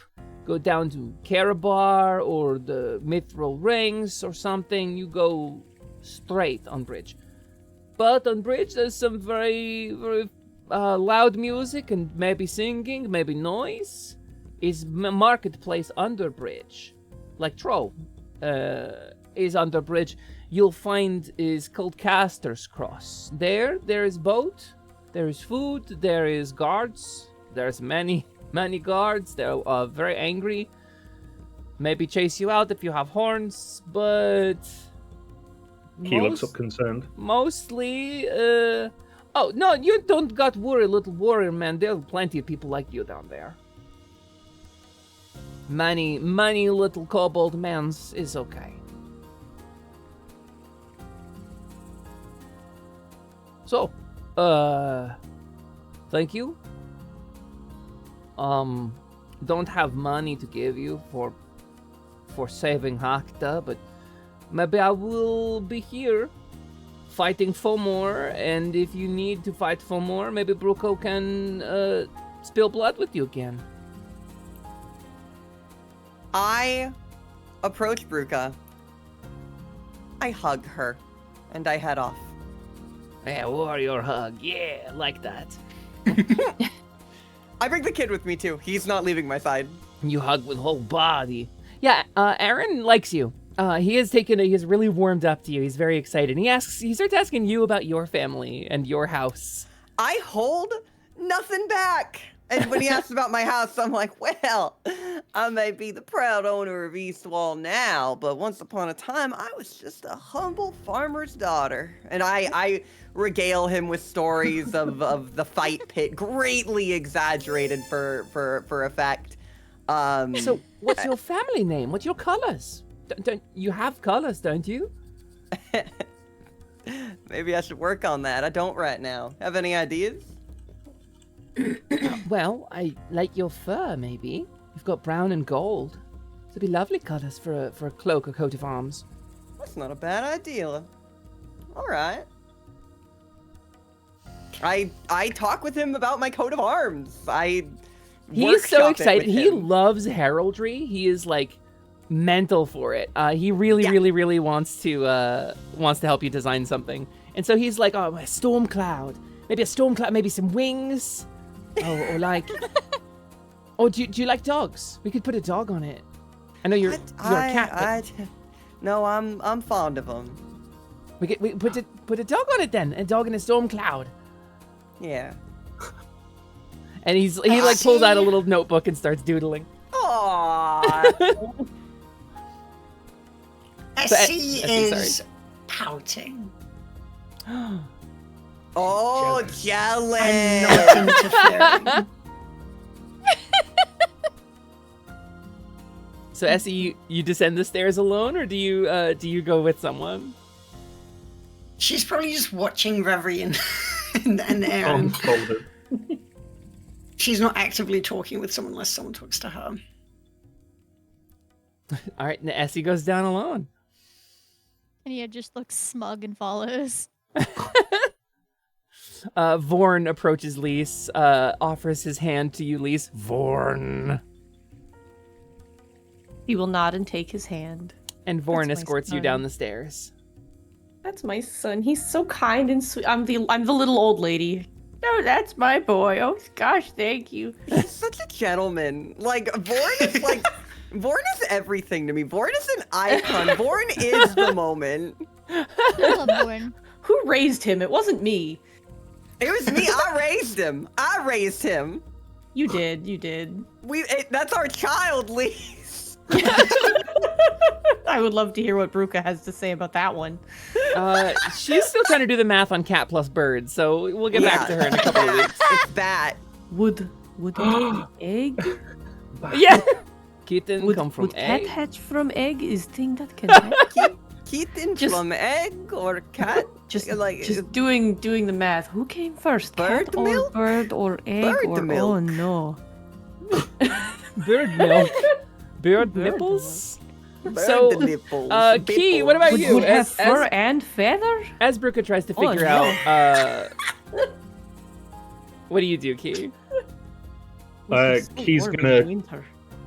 kind of walk over to Brooker and kind of extend his hand, like hold his hand out to her. She sort of looks down. She takes your hand. You did good. You fought real good, little guy. They told me, Astra, the girl with red, was telling me that you were like, wah, wah, rah, and like she like does a bunch of motions while I was sleeping. Indeed, I did try very hard in our encounter with your father to keep everybody safe and prevent any further harm befalling any of our party. Yeah, would be bad if there was like bodies in here with like tooth marks, but I see nothing. He's good. You did good. Thank you. He just kind of looks down at the floor for a second and then kind of grips her hand a little bit tighter and just kind of looks up and says, I am sorry I was not the one to deliver the finishing blow to your father. I was not able to keep my promise to you. I bound back. Oh! And I say, Key, buddy, we gotta hurry. I see. Bruca nods and smiles and says, yes, of course. I thought I was going to be the one to do it, but I'm grateful you did. Safe travels, warriors. And Maybe to I'll you, Bruca. see you in the next life. Yeah. I hope it will be sooner than that. But if not, I You look want forward me to to it. die sooner? The strength Peaceful blessing. Fortress, that's where we are! I say as I am dragging Key off. Key like clanks down the stairs like you were dragging an old vacuum Yeah. cleaner. Clang, clang, clang. He grips onto Bruca's hand just a little bit before Reverie manages to pry him loose. And he just kind of looks over. I imagine Reverie's hoisted him up over her shoulder as she's dragging him away. Yeah. He just kind of looks after her and just kind of lowers his hand and just allows himself to be carried away. You got nothing to apologize there for, little buddy. Not to talk over the game, but I just want to point out that Slug is now the second person to suggest turning Key into a backpack. Yeah. Yeah. We'll just strap him that's to Vorn. It's our first fine. merch. It's our first merch, a little Key backpack. Oh my god. A little key coin yes. pouch. So Key goes down, Astra follows, and goes the group down, of you find yourselves descending a long tunnel. The air grows cooler and damp, and you can all hear the sound of a river or a waterfall. And you start to hear the sounds of conversation after about 40 minutes of walking. And you note that the walls around you are this sort of... They've given way from being carved stone into being a natural cavern. And at a certain point, you encounter a door, like you would have found in the temple, but it is long since destroyed. The door has been broken through, the pieces removed, and only the frame remains. And eventually this widens into a broad natural cavern, stalactites dripping above, and small trickles of water occasionally running down the wall, just sort of natural seepage through the cracks in the stone and the earth. And you find yourselves overlooking a vast expanse. But a different kind of expanse this time.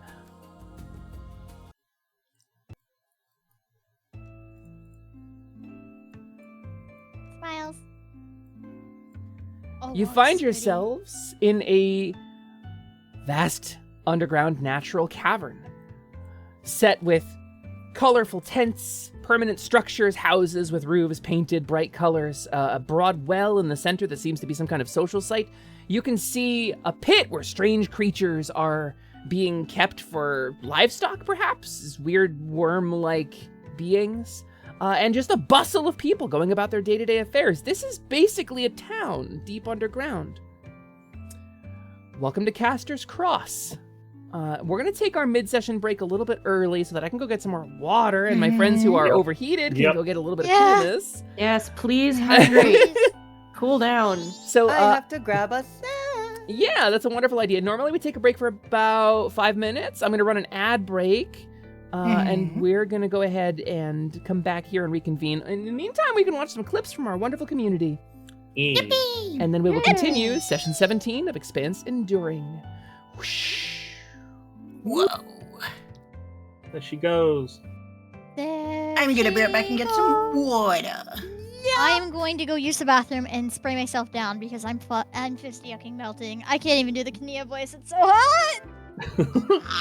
I see every I have every rancid, horrible two thing liter bottles that's of ever- water that's near me. ever I am not dribbled going its anywhere. way I'm out good. of my- I'm locked in. out of my mouth. I'm gonna make fun of Fucking- Dolly playing Elden Holy Ring. shit, dude! Holy shit! Holy fuck! Onji, clip that! Make that sentence permanent! Scar me! Fucking! Throw me against the wall like a milk-stuffed Webkins! Fucking! Just listen to the sound it makes whenever you slap it up against the wall. And when you squeeze it, you get the rotten milk out of it, and it... That's me! I'm the milk!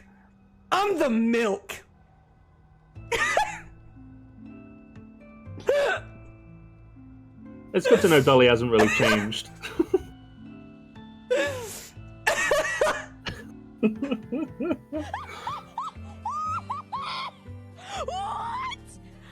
What? It's our kobold, Kinnear.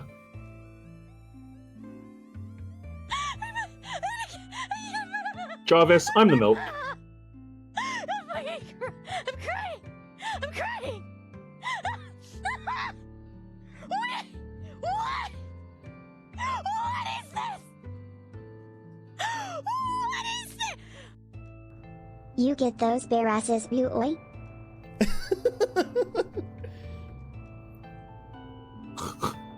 It's bear asses. You go, you kill 30 bears. Sorry, you kill more than 30 bears because you kill a bear and it doesn't drop its ass all the time. Marshall, I will owe you a blood debt like if you make a 3D 36, key. 37 bears. You get 30 bear asses. You take them back to the quest NPC. You say, "Here's my 30 bear asses." I can and then send he you gives references the if you bear need ass them. hat, and you put the bear ass on your head. Gives you some XP and some gold, and then he says, "Cool, thank you for delivering me these 30 bear asses.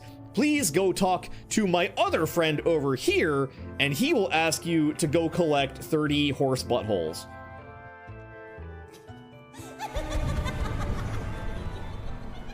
Give me my hand back! Well, we will. You wench! What am I gonna do now? I can't open shit.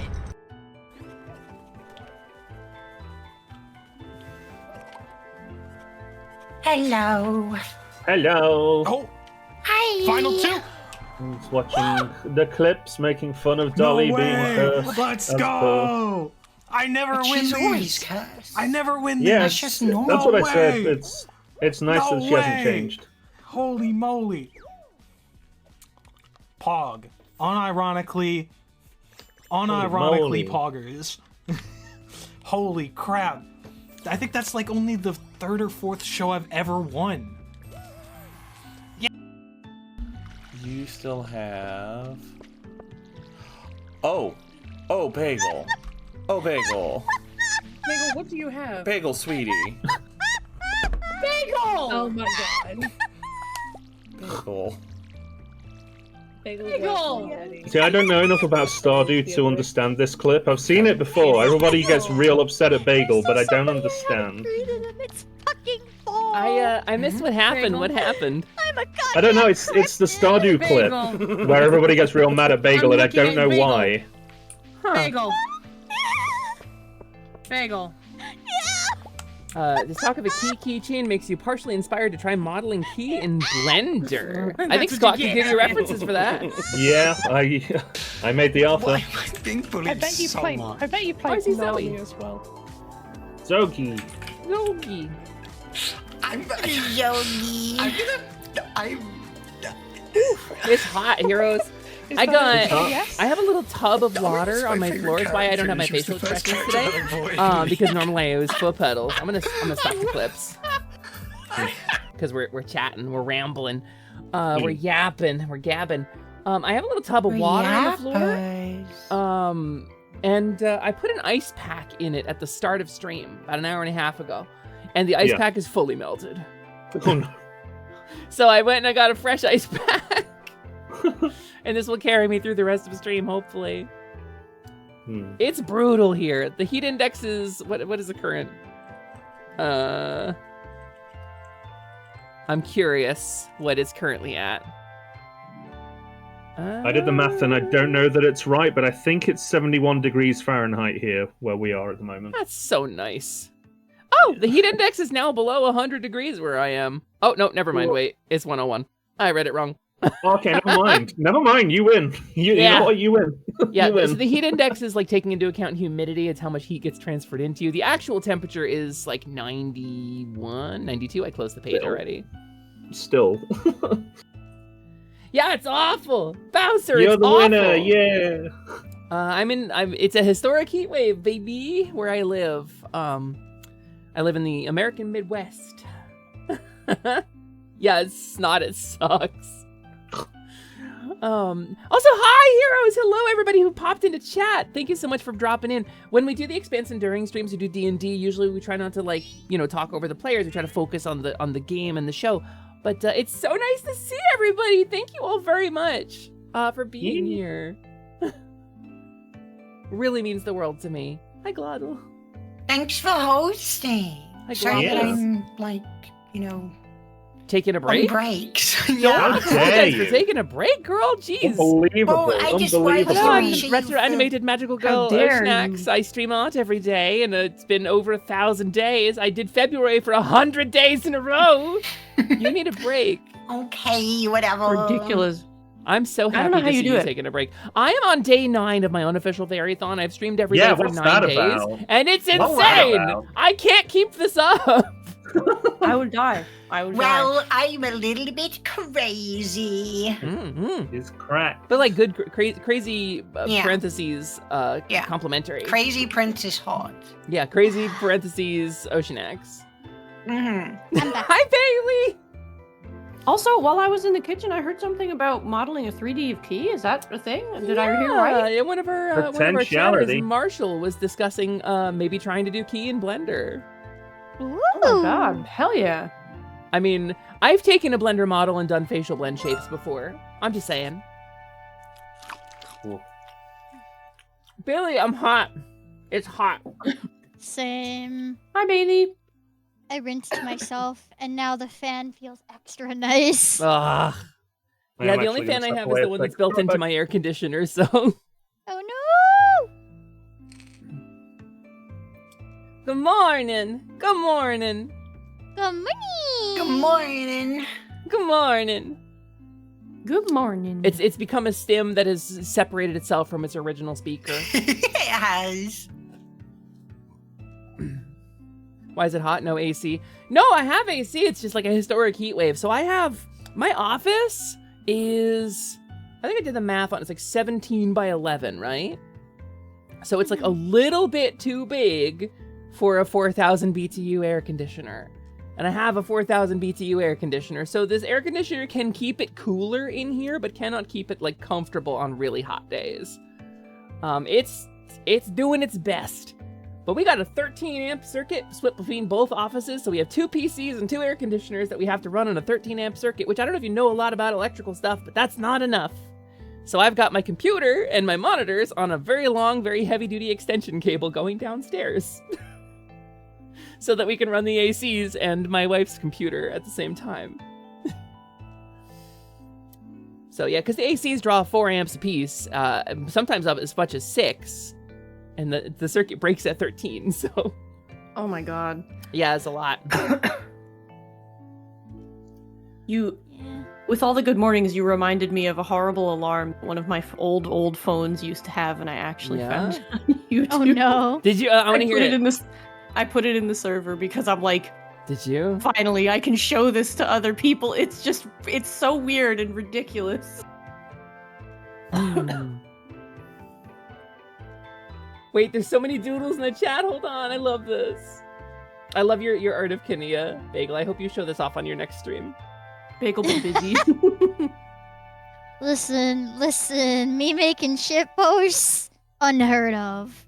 Wild. I'm gonna briefly pause the music. I'm gonna pull up this alarm. I apologize to anybody I jump scared with this. Good morning. I hate this.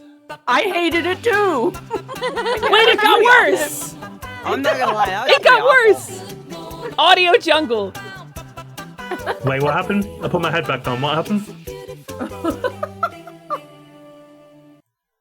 Oh, I don't like it. I don't like it. I don't like it. That portion of the VOD has been muted. Everyone was saying good morning, and it reminded me of an old alarm that one of my old phones used to have. And I actually found it on YouTube, and I was like, here. And yeah, and everyone hates it. It's terrible. Goulash, it is actually rated. I got an extension cord designed for use in offices. It's designed to be used for computers. So, it's a I want to say 15 amp rated. I think I looked at 15 amps on this. It's either 15 or 10, but either way, my computer's not going to pull that much. So, is there a HEP or Discord? Super Plink, you know what? I'm gonna DM you. I will DM you. We do have the positivity Discord that I get everybody in on, but you in particular, my Discord is generally closed. We have Atelier Lumi, and I tend to open it only during like particularly safe or intimate moments when I'm confident there aren't any bad actors trying to get in. But Super Plink, you get in. We think you're super. We think you're super. I think you're Plink. Wow. Yeah. Let What that let me means is drop up to a you. DM.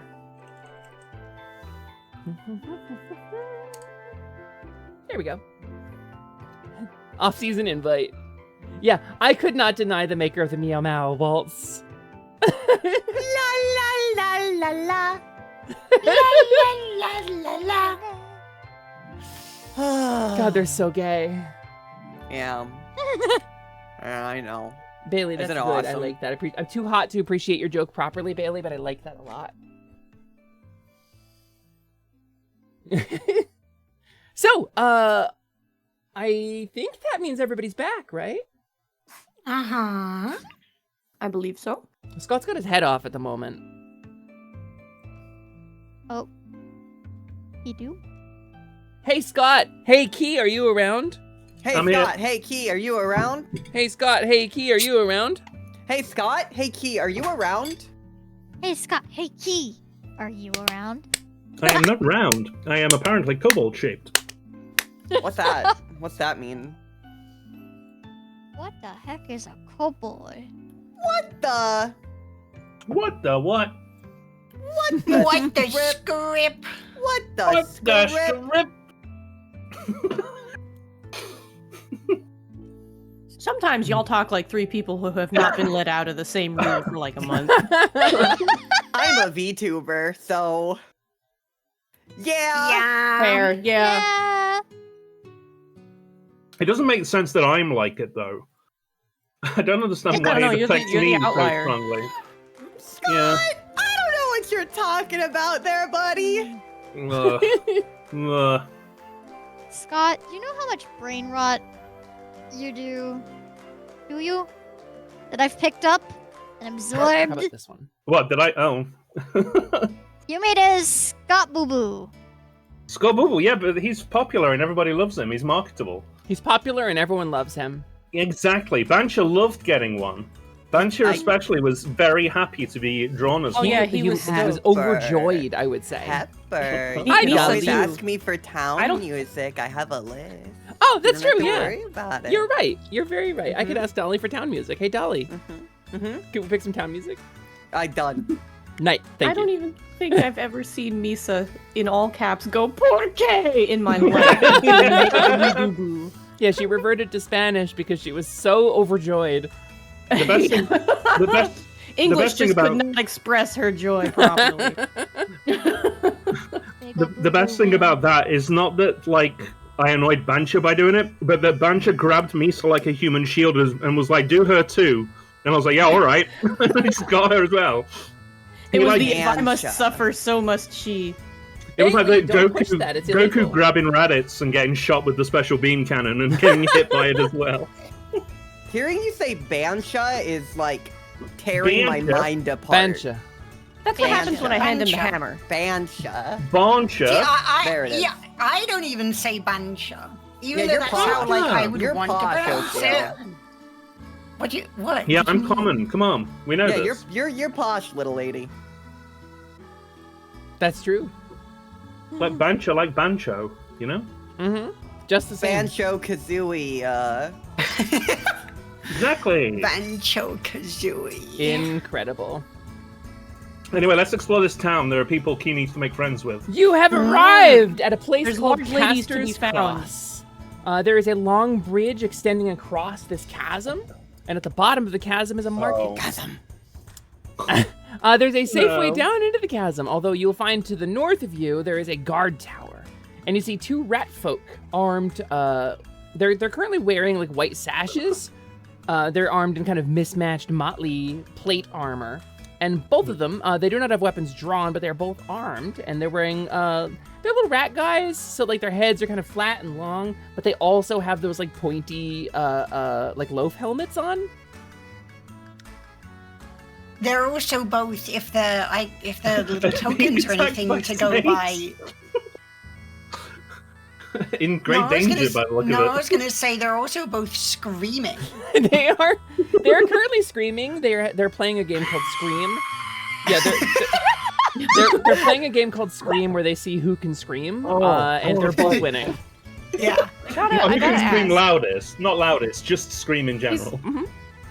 These carts, they're pulled by giant lizards? Yes.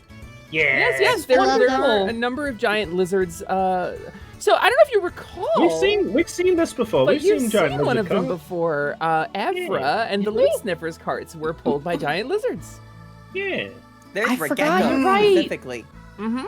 Also, There's who's Regekko's. this gentleman up here? Who's this Ayo guy up here? Wait, which one? Pick it. Hey! Oh, that All the guy? way at the top. This gentleman. That looks like a Hey! rat person of some kind. Hey, going down double Ayo. tool. Hey, look at He's just got that pose like, hey! That's what I get for using stock art and not manually making a Hero Forge mini for every NPC. I'm the default wear rat icon. Hey. If I ever use default art again, I need y'all to unfollow me and ban me from Twitch. I will make a Hero Forge mini for every character you will ever meet for the rest of your lives. Use default art. We'll It's hold fine. game. We will hold game every time you meet a new person. You'll be like, "Hey, what's the chef look like?" And I'll be like, "Hold on, 20 minutes." Hero Forge boots up. I want to see this guy and talk about his cereal that he eats for breakfast. That's the promise.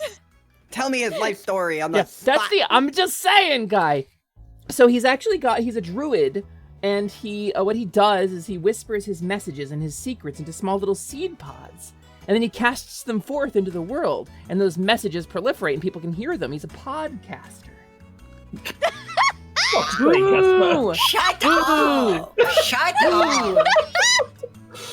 Listen, y'all wanted Joe Rat, and now you got him. I was there for that. I was like, whoa, that's neat. You had me. I was like, whoa, that's kind of neat. Joe Rodent. He's gonna Joe Rodent. Welcome to the Joe Rodent experience. I'm not saying anything ever again. So, Avaram had 2 wings, you see. A left one. Oh, So, no. we're gonna cross this bridge, right? Yeah, I'm So crossing what the did we bridge. learn? What did we learn, team? Don't make fun of default art again, yeah? I'm I love the default crossing the art. bridge. It brings me joy. I'm crossing the bridge too. Walking Am I like I still know the being place. carried? Am I still in Reverie's clutches, or am I free now? I would let you go when we were far enough away, and Yeah, I would you're go about back 500 to hanging feet out down with now. my new best friend. Okay. Friendship with Essie over. Now this random kid is my Hey, new no, best me and friend. Essie are past friendship. Don't worry. Thank goodness. So you all approach as a group, this big throng of people and a massive machine, approach these ratfolk guards, and they move out to meet you as you get to this point of the bridge. I will ask who is up front. Kania, you said you're walking in like you own the place, right? Know the place, not own the place. Like you know the place. Yeah. Reverie defaults to the front, but since she has the kid, she probably wouldn't this time. All right. Anybody else gonna contest Kania's frontlining here? Nope. I mean, Ness is probably No? towards the front. We got a Shining Force size party right now, so. Yeah. The rat folk look at you and they look at each other, and one of them goes, "Ah!" And the other one goes, "Shut up, we're done. We've got a job to do." And then steps forward and says, "Hello, travelers. Welcome to Caster's Cross, but I must warn you, this is the place of deep secrets and dark desires." And the other one kind of looks over and says, "Yeah, there are laws here you're going to want to obey." Essie kind of peeks out from behind Kania. Oh, what are the laws? The first one says, "The law of nature, the strong survive. Here in the underground, your surface laws have no meaning here, travelers." And the other one says, "Yeah, actually, it is a little different down here, but for the most part, just keep to yourself and be kind to others, and there won't be any trouble." And the first one says, "Ordum!" Okay. And then kind of looks down. "Oh, hi, Kanaya. Welcome back. Are these people with you?" Yeah, they are. "Okay. Ugh. They're your problem then. Good luck, everyone." The other one says, "Welcome to Caster's Cross." And they step back to their stations, letting you pass. Could have told us that you know the place. That might have been convenient. Maybe a little. But Yeah, I maybe. think I think the wonder of not knowing was nice and worth it, don't you? Oh yeah, you just like deceiving the people that saved your life. I get it. I could be a bitch too. Two Can you- B-bomb succession. This is a problem. Sometimes, while the party is role-playing, I take a snack, and then they make me fucking laugh, and I choke on my chicken nugget. Oh no! But yeah, Kenya's laughing and grinning and walks forward. Which one of you two won scream this time, by the way? Oh, I'm winning right now! Ah! And the other one says, ah! And then they get Remember, back if to you screaming. can't settle it, I'll settle it for you. That's not screaming, that's laughing. You're disqualified. And then the other one laughs and says, I win! I didn't answer yet. I said if you can't settle it between you two. Ah, well, we'll let you know. Key just looks over to Lise and just says, "Is screaming a game now?" No. It was underground when I was a pit fighter. We played it down there. It's a good time. Yeah, you've been a pit fighter as long as we've known you. Yeah. You've been You fighting the love pits. fighting pits. Yeah.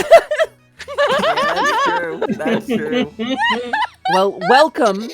I won. Welcome, adventurers, to the bottom of the chasm. We made it. We made it.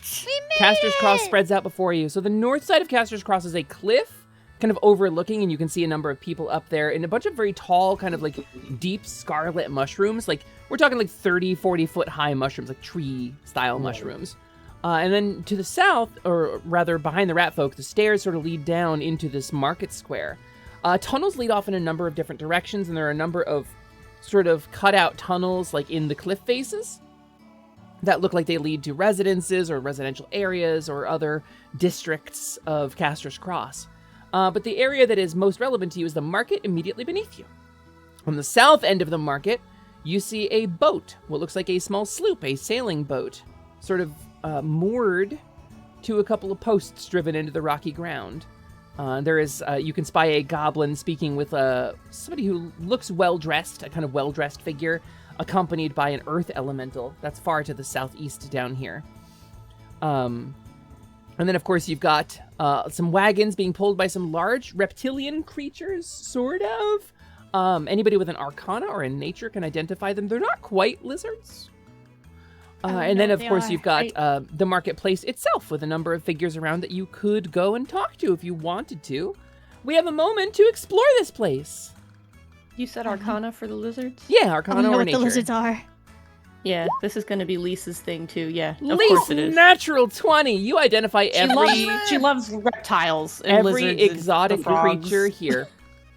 Lisa, God, thanks for clipping Joe Rodent.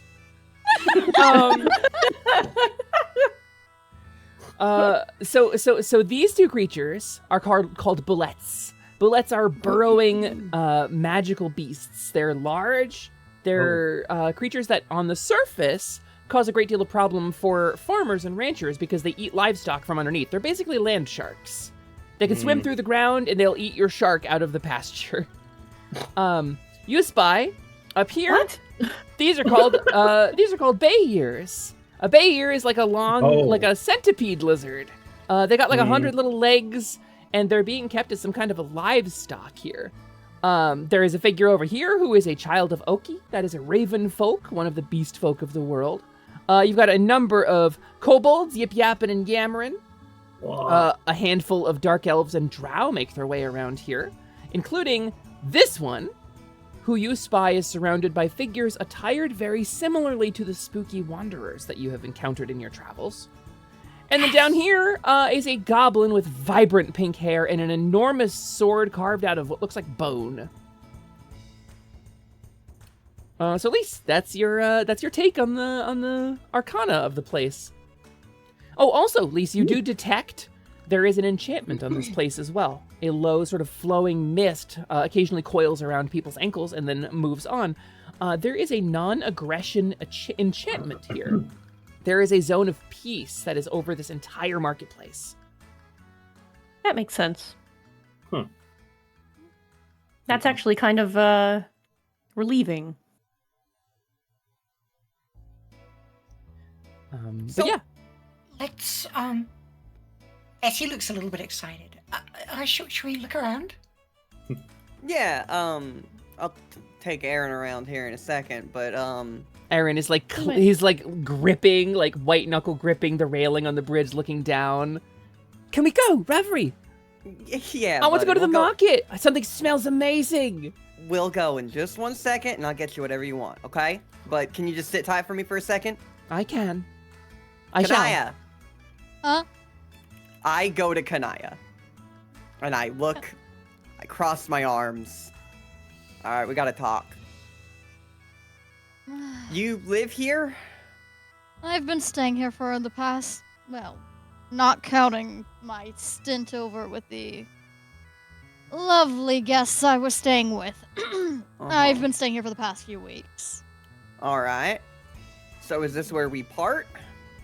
Or are you coming with us to Blanchette? I've got some business in Blanchette. If you don't mind me tagging along, I would more than be glad to do so. I certainly don't if you would stop lying about everything. I'm not lying. I'm standing. Kania smirks. Nice. You think you're hilarious. I don't think I know.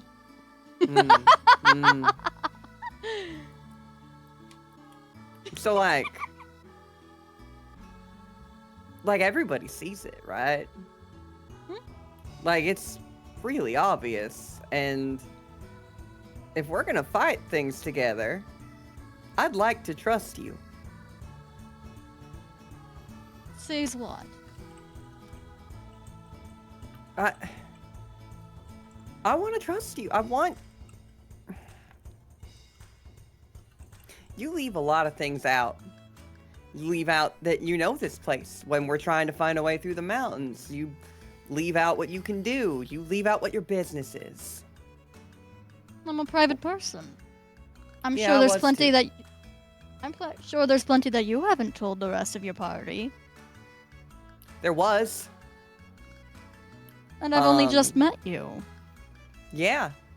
But, you know, I remember a certain someone, and I look over at Essie, who kept a lot of information from us at the beginning. And Essie it was whistles difficult. innocently. We struggled. Actually, she's whistling really badly. She can't whistle. Essie.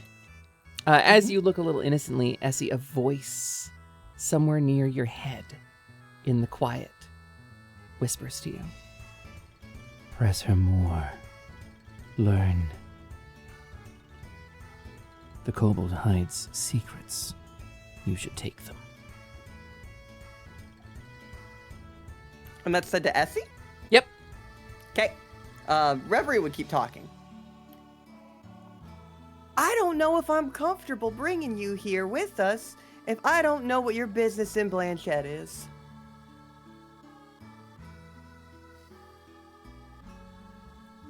I guess I could tell you. There's a few tomes in their monastery that I wish to read and review. It's in regards to a certain personal matter, if you'll forgive my lack of clarity on that. Give me the short, impersonal version.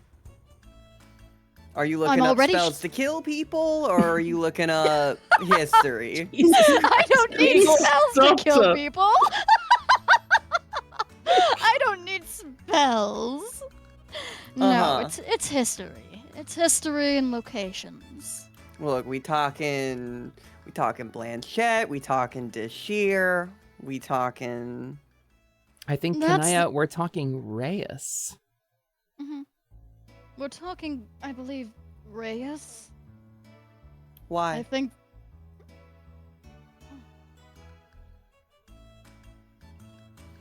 I mean, you're so independent, right? You shouldn't need to look up history if you're such an independent person. It's in regards to certain family history. She taps the big burn scar on the back of her head. Yeah. Is anybody else stepping in, or y'all just watching Reverie grill Kanaya here? Well, Essie suddenly looks like in mid that conversation, Essie looks very kind of alert, and she's like looking around her. Does she see anyone? Go ahead and roll a perception check, Essie.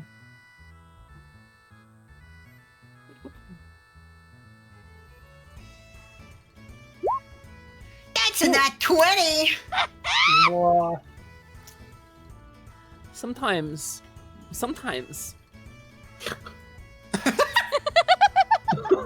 Yeah. Sometimes you give players an ability score check, and you don't think what would happen if they actually succeeded.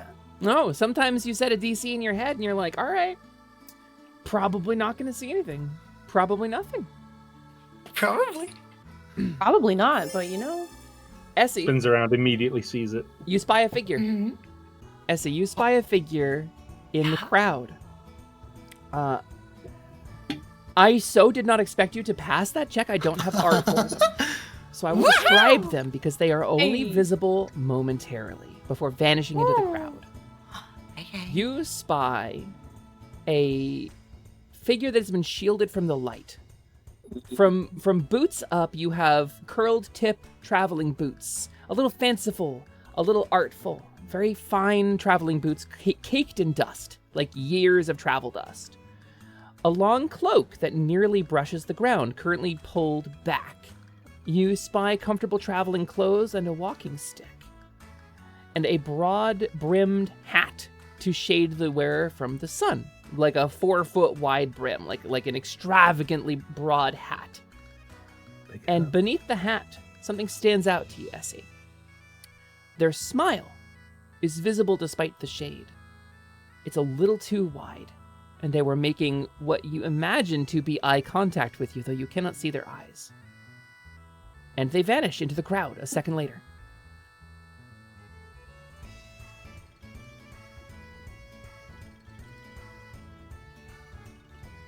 Essie.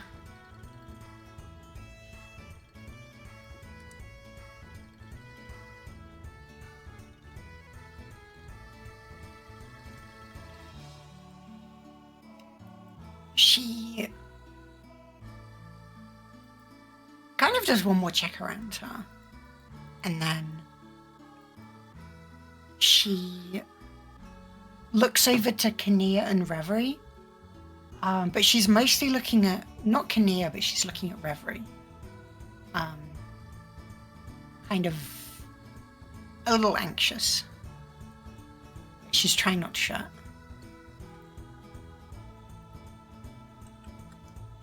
And she's just letting Kinnear and Reverie continue whatever conversation they're doing. I get that you don't want to talk about things, and I don't need to know your life story. But I can help you. And we're going on it's a political mission. Like, this is a formal gathering and like an entire thing. I don't even have an outfit ready for you. I started working on it last night, but it's not entirely ready to go yet. You were making an outfit? Well, I mean, yeah, Oh my god. you helped us. If you're going to be a part of this, I want you to be a part of this. Kinnear looks actually genuinely stunned.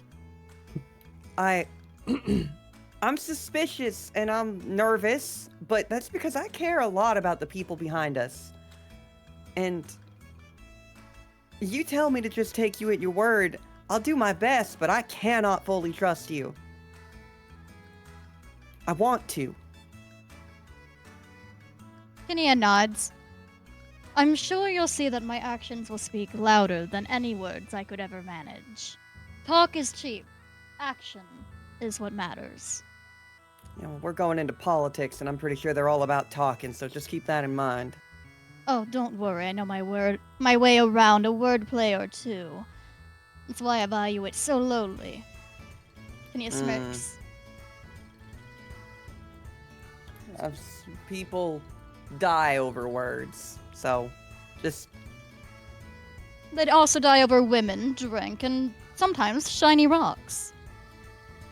And so Don't we're worry. careful about women drinking shiny rocks. Somebody down below calls out, "Shiny rocks for sale!"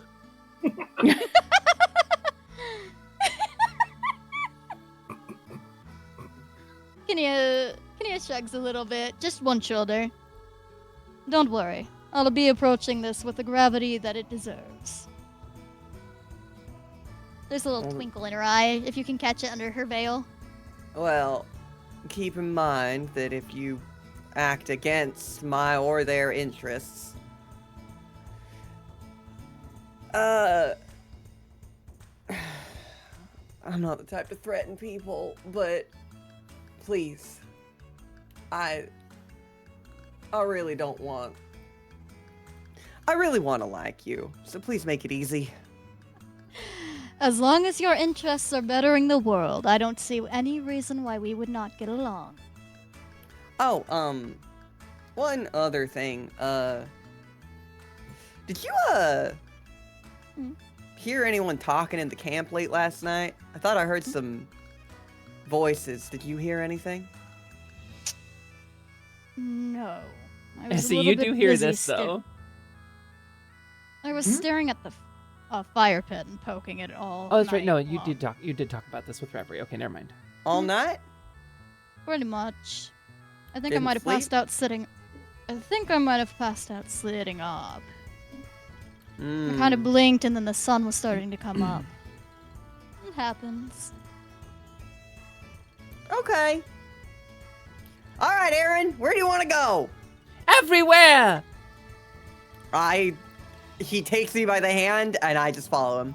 Immediately, he drags you to the best smelling stall, which is the one with the Child of Oki here in the north. True to my word, I buy anything he wants.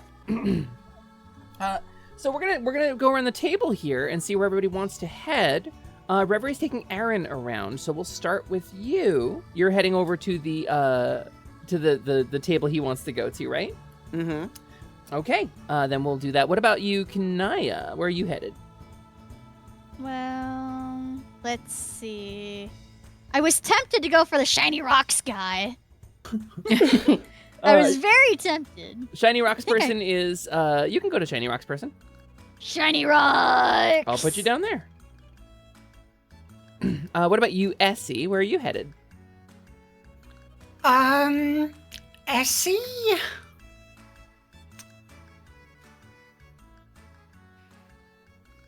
Essie is probably gonna go and meet up with Reverie. Okay. You gonna tag along with them? Yeah. She's gonna wait, she's gonna wait for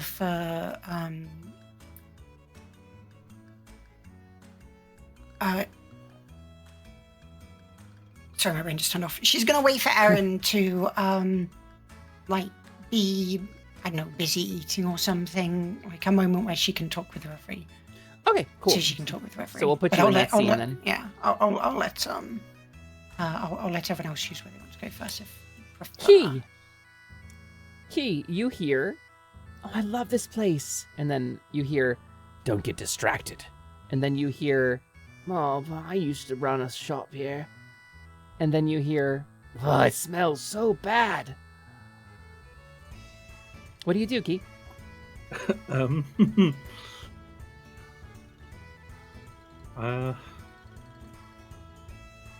mean, I feel like I'd be remiss if I didn't immediately go and have a word with those kobolds. But I kind of feel like he would probably have followed Kinnear. I mean, you're going the same way. Yeah. Yeah. Shiny stall. Yeah. Key goes over to Kinnear first, but he's like glancing over at the kobolds as he when he like reconvenes with them. Okay, we'll run your scene then together. And what about you, Lise? Lise and Vorn. Lise wants to go and restock our supplies. I'm gonna go look for potions and stuff. Okay, cool. Lise, you head deeper into the market, and you'll make your way towards the south side of things. Also, I do have a quick question. We were supposed to be making a cloak of protection, but I think that fell by the wayside when stuff happened on the road. Should I try hunting one down here, maybe? Or am I still waiting on finished Reverie making for that? hers. Was there another one? Yeah, we were there because were when everybody talks of found me out my making AC was one so for- low, Right, Yeah. we were right. gonna make one on the road. Yeah, you haven't really had time to make one on the road, I suppose. Yeah. You can go hunting for magic items here, totally. Well, then I would like to do that. I am okay. also still happy to make one next time we have downtime. Okay. Yeah, I'll if I can find one for a okay price, then I won't buy one. Okay, then we're gonna then open up I will here. buy one, and if not, you know what I'm trying to say. Yeah. The English. With the the party language. divided, we're gonna start with Lise. We're gonna work our way back through. Lise. All right. Go ahead and roll me a persuasion check. We're gonna use this to reflect your time checking around the market, talking to people, and trying to find who's got that kind of stuff for sale.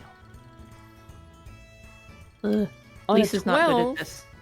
Lise, you get people are the most you get is one person says, "Well, I've been running my shop here for about a week, and people say that if you want the really good stuff, you got to follow the whisper. I still don't know what that means, but you want to buy some gourds?" No thanks, I don't need any gourds. Okay. I appreciate you though. Because I got a lot of gourds. You're gonna continue to have the same amount of gourds. Thank you. Oh my lord.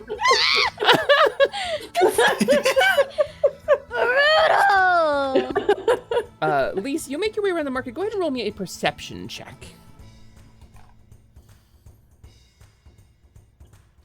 Thank Lise, God. on a 22, you spend like 10 minutes like looking around the market. You're like, well, I can't hear anything over the noise in here, so how am I gonna find a whisper? But then you find a little carving in one of the rocks, and there's a little W marker in the rock. It's in common, and it's a W with a line through it. And you start to kind of sniff this. You start to follow it around, and it actually takes you around to the north side of the market. You're following these markings, and you see it's pointing at the stall with the raven folk that Reverie and Essie are at with Aaron. So we're gonna do that scene, and then we'll cut you into that scene after a couple minutes. Sounds good. So Aaron goes up to this stall where this raven folk, who I have art for, if I can find the handout.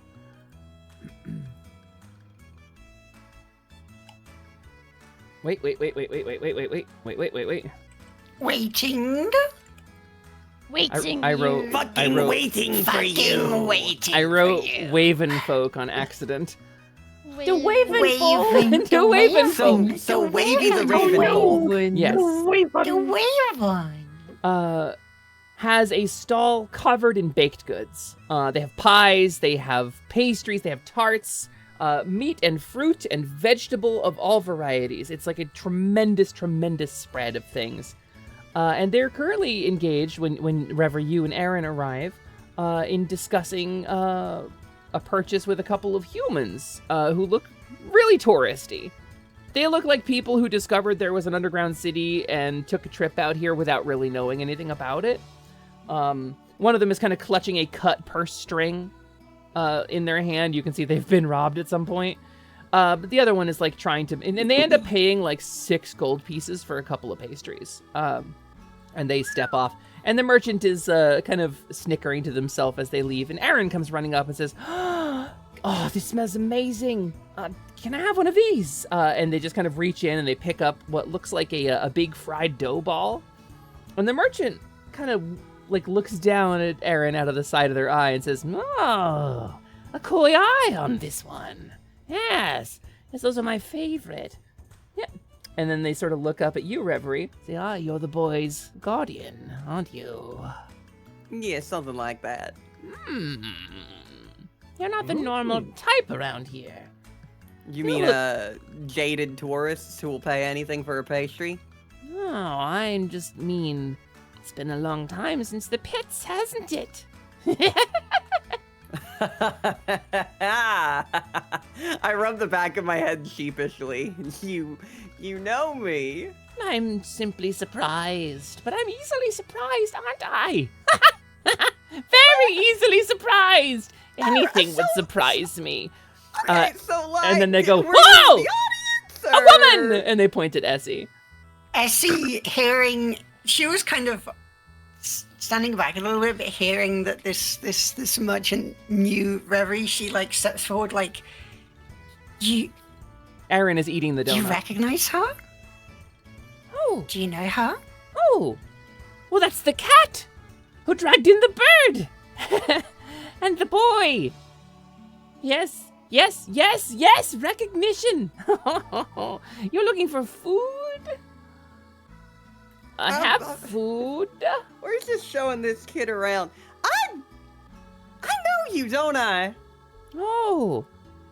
Well, if you don't, you do now. No, you ran.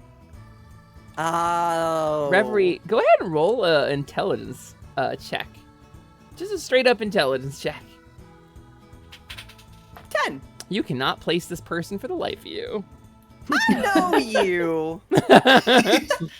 You do! But memory's a little hazy. Memory met a lot in of general? people. Yes. It's gotten worse, hasn't it? How do you know her? You said the pets? Like... Oh, memory has gotten so bad. Yeah, okay. Yeah, all right. No, that's fair play. All right, Well, she's I'll give. something of a star, isn't she? Well, Esinia! Like you. A star! How do you know her name? Their eyes go wide and they kind of duck down behind their counter a little bit. Have a pie. Hey, buddy. I know my name. How do you know her name? Well, everyone knows her name. Well, you do, Why? and he does, and they point at Aaron, and she does, and they point at Essie, and they do, and points over Essie's shoulder, and then points off to the right, or to your left, and says, oh, and the little one and the robot also do. And Lise and Vorn enter the scene. Aaron is eating a second donut. Hey, buddy, What? it's about time to start being honest, and maybe I'll pay tourist prices for these pastries. Tourist prices? Oh, yes, they're for sale.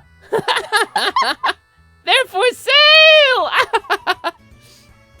Yes, 5 silvers.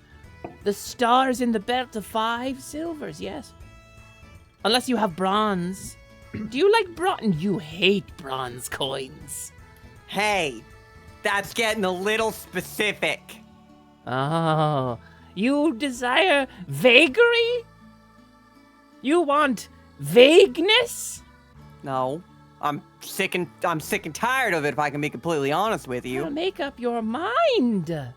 2 colors of cat in 1 cat should never have been, but now it is. It happens, all right. It's not that uncommon. I 2 look a little things genuinely insecure about it. Oh no! crammed together.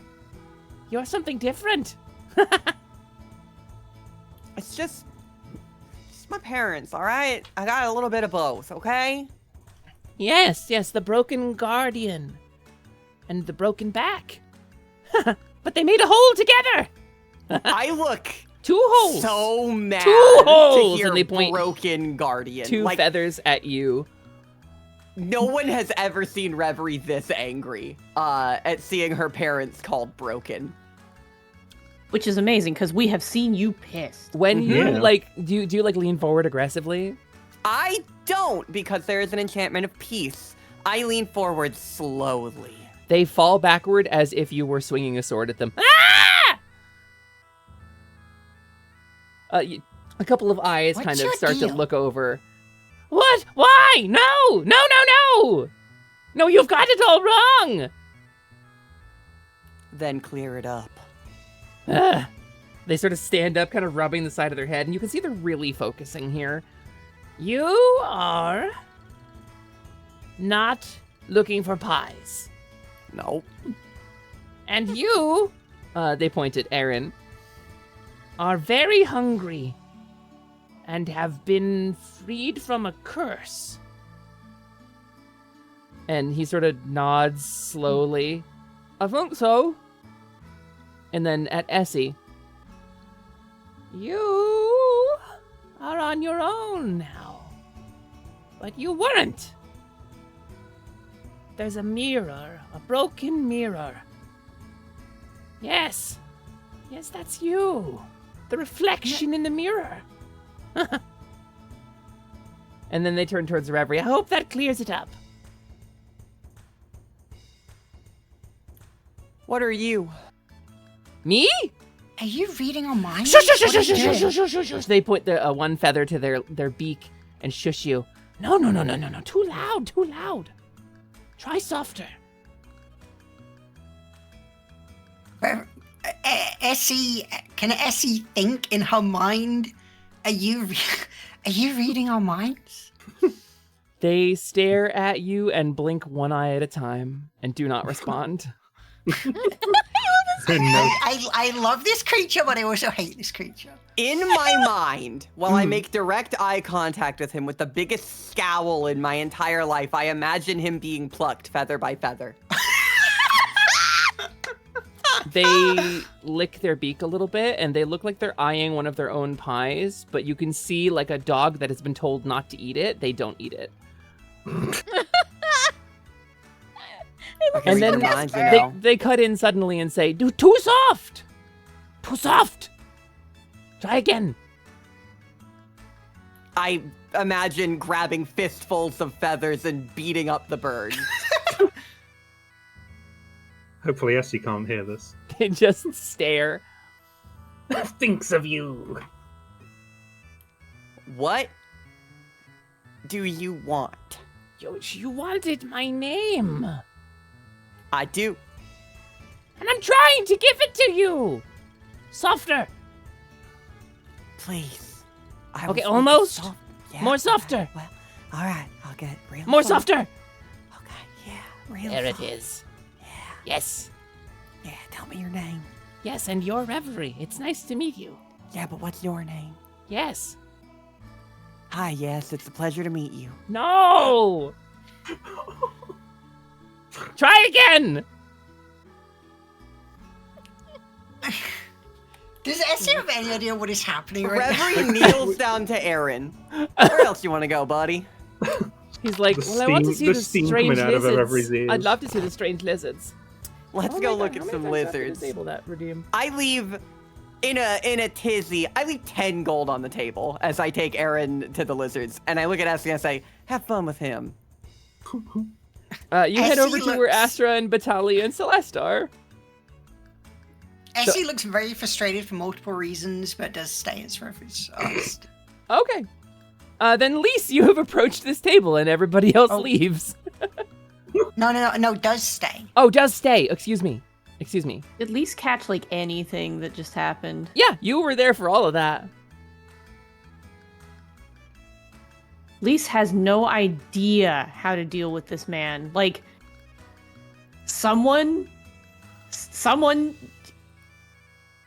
managed to get Reverie to just leave? You can see that if you want to roll an insight, Lise, you can roll it. Yeah, like... And sorry, Beholder B, we're gonna refund you that redeem. It's supposed to be disabled for today. My system broke a little bit and turned it back on. Clicked on Horn. What did you say? Insight? Insight, yeah. On a 17, you can tell that this raven folk is extremely frustrated as well. Is your name Whisper? Almost. Shush.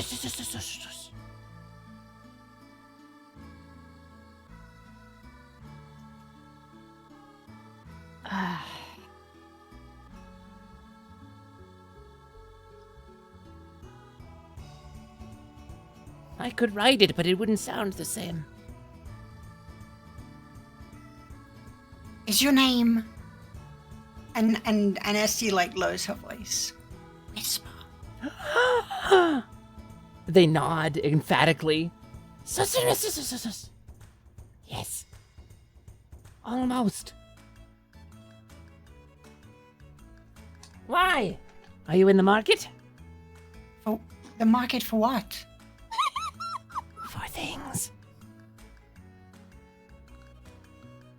Their eyes dart around. They like sneakily pick off a piece of a tart and cram it into their beak. Yes, I am. Then I have things.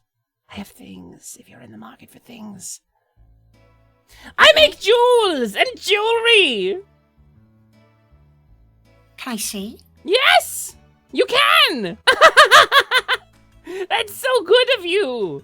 And they Can I produce see your jewels? from the bottom of the table a small case. And they plop it up on the table and they open it up. And there inside is a collection of brilliantly glittering stones, magical jewels, and a number of things, Essie, that make your eyes hurt to look at. Lise, you can see that Essie is like squinting a little bit and you don't know why. There are 2 jewels in particular here, Essie, that are crimson, brilliant red in color. And something about them is making you feel really, really bad.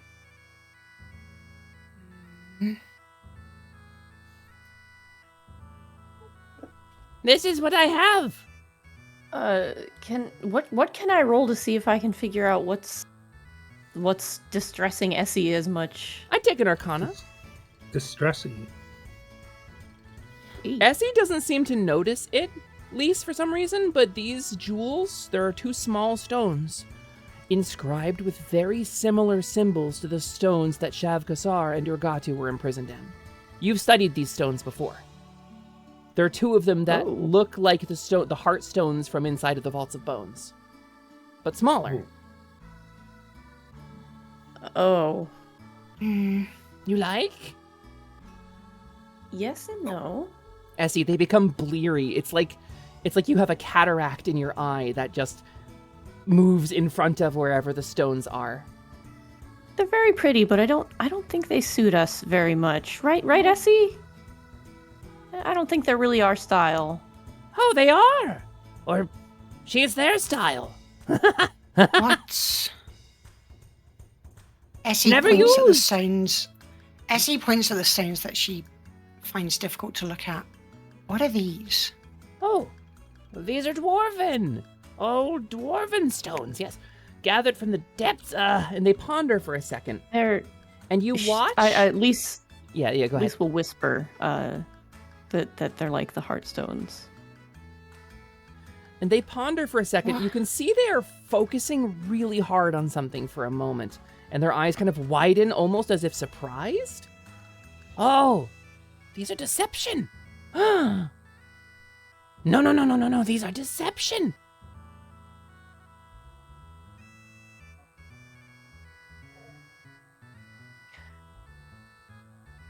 I don't think they are. They close the box. Sorry.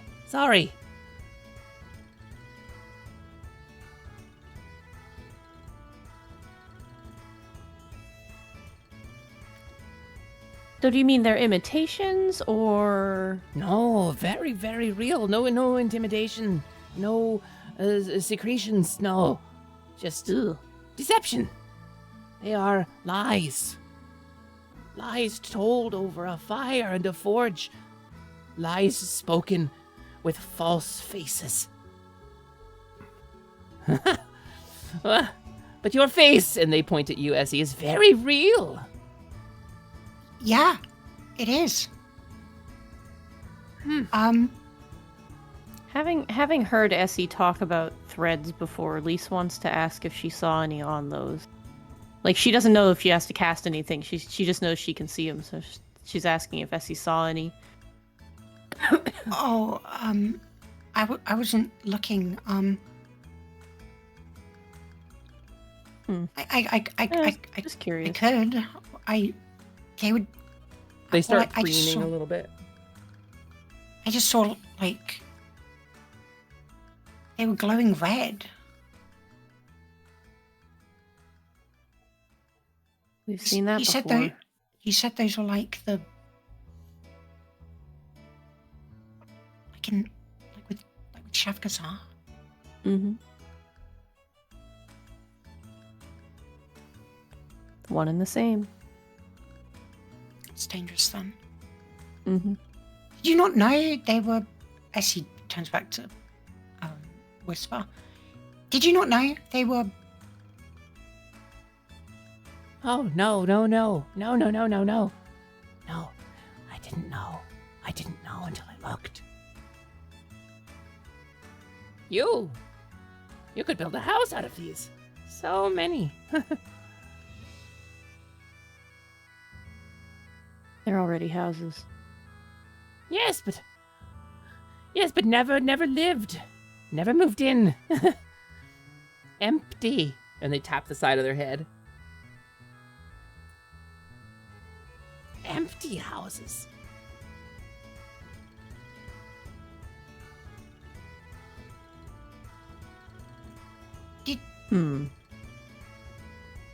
Yeah, I guess we really had no way to tell if there was anything in the ones before, huh? Like, not for certain. You knew my name.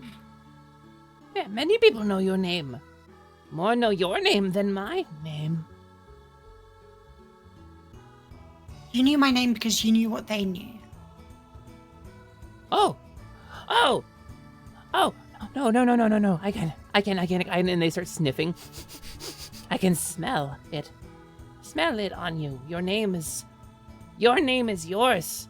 Your name is different. Her name, And they point at Lisa. I don't know. Her name, I don't know. His name, and they point at Vorn. Says Vorn. On That's fair, his it's chest. written on him. I have failed. But your Yeah. name? Your name is written on you as well. Esinia. Like Reverie. You wear it. Well,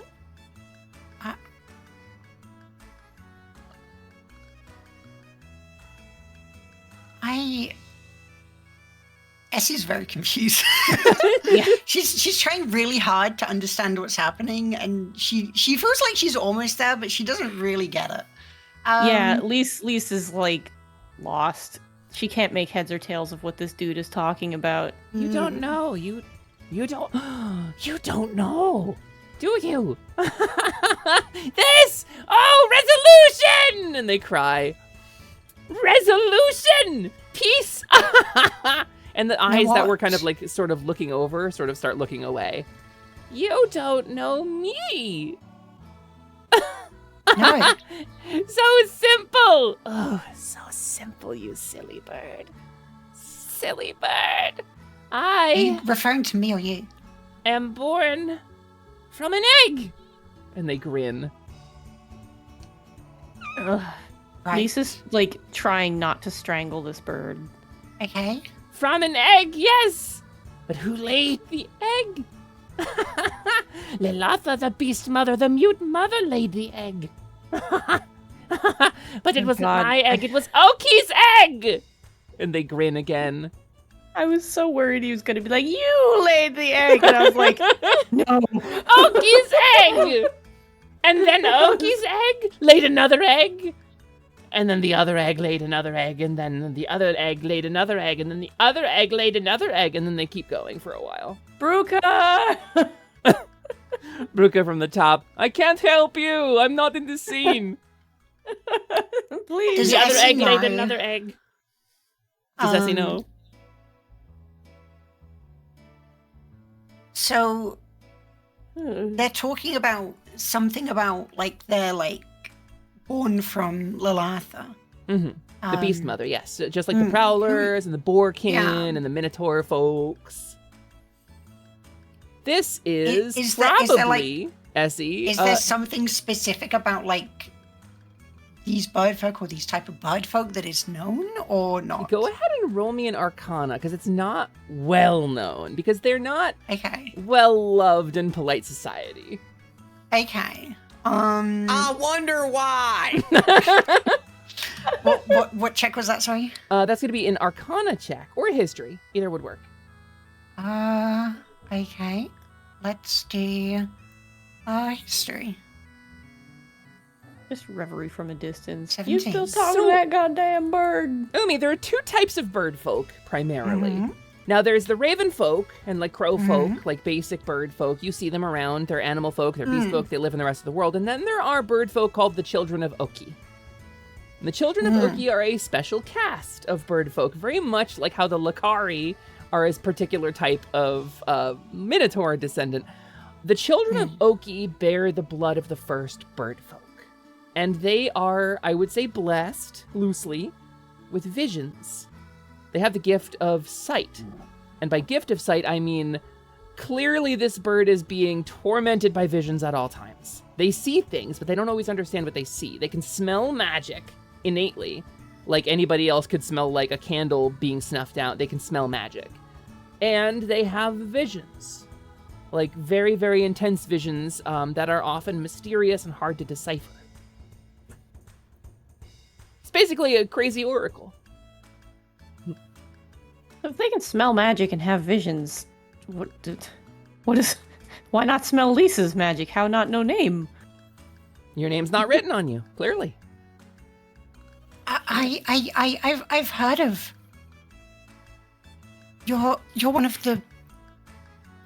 Laid another egg, and then that egg laid another egg, and then that egg laid me. Right down the road. I've heard of your kind. Oh, thank goodness. I've heard of your kind, and I was worried it was going to be awkward. You have? Yes, I told you. Oh, well, I haven't met anyone like me. Oh, I have. Are you looking for more? I don't have any for sale, but if you want, I'm sure I have a vessel somewhere. And they kind of jumble around and some stuff, and they pull out a little, like a little snuff box, and they plap it on the table. A vessel. You look at it. What? It's a little tin snuff box, like something that someone would keep. Box? A little decorative box that a noble would keep some kind of drug meant to be inhaled in. It's decorative. It's pretty. It's made of silver and tin. It's got a beautiful pattern of prancing horses on it. And they open it up. It's fully empty. No, thank you. Right, the houses. You already have a vessel. And they slide it back down under the table, kind of conspiratorially, like looking around. I hadn't. The implications here sure are something. Essie like kind of looks to Lise and like briefly explains like, I've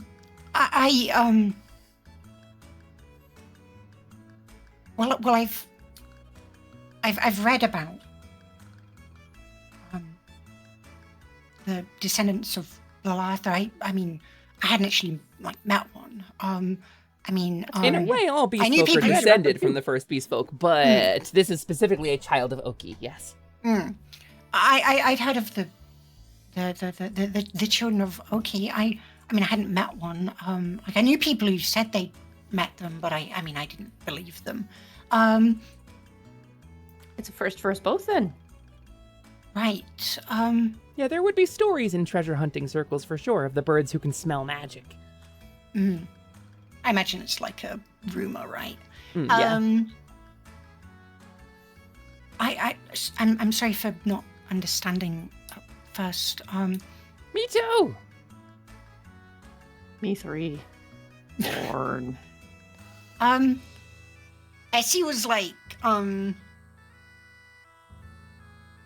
she was so like focused on like trying to understand what was going on. She kind of like maybe only now properly realizes like Reverie's gone off somewhere. And she kind of looks around and she's like, I should probably buy Cat's you got out. something before I leave. Cat's got out. Yeah. Make sure she Right. doesn't get too wet. Right. Could I have some food before I go? You could. I have plenty here. And they gesture to the table. Right. How much for Essie will reach out for one of the fruits? Oh, this is for sale. Right. You want to buy food? Here's a pie. And they hand you a fruit pie of some kind. It looks like peach pie, maybe? Some kind of peach relative. Essie will hand over. She'll hand over a silver piece. The silver piece is gone before you see them take it. It's just floop, like stage magic, like close-up magic. Okay. Thank you. Thank you. Do you have any healing potions, little dude? Oh, which is potions funny to coming mend from the me wounds. as a littler dude. Oh, for your cat. Yes, I have cat potions, yes. And they fish around. There are 4 little bottles. They're little green liquid bottles. These are for your cat. Cat medicine. Yes. What is... 20 suns. Never tell Reverie about this. There... I just need health potions, like, for general use for us, not can I see tell what kind of potions these are? Roll an Arcana. I'm also gonna... I'm like, what the fuck is green? If anything happens to this bird, I will Wow, crash a out. natural 20! That's What is incredible. What is green? Oh, If it's these are green and I potions- need to know what it is, I will roll well. These are potions of giant strength. There's 4 of them. Reverie does need Those these, are for though. your cat! These are potions. Specifically, these are potions of fire giant strength, which sets your You strength said to 25. never to tell Reverie about this. For your cat! do both of us know this, or does just Lise know this? I think Lise gets it right away. I think you'd have to like test the potions and open them up, but Lise identifies the liquid right away. S is like, I think that some sort of maybe enhancement, and I imagine Lise probably cuts in with what Lise they is actually taking are. them. Oh, 20 suns! 20 suns! And they look a little worried. I'm assuming that means gold. Let me see what I've got. I haven't looked at my money in a hot minute. Your cat will give you Which- 20 gold! Which is probably because I can't fucking find it on my sheet. It's in inventory. There it is. Okay, yeah, I can hand him 20 gold. Do you also have any healing potions? Like, these are great. Potions for heals. But, like, the ones for not cats. They look a little nervous. They scoop up another donut off of the table and stuff it into their mouth and yell out, "You won't catch me!" And they flutter up to the higher ledge, leaving you alone.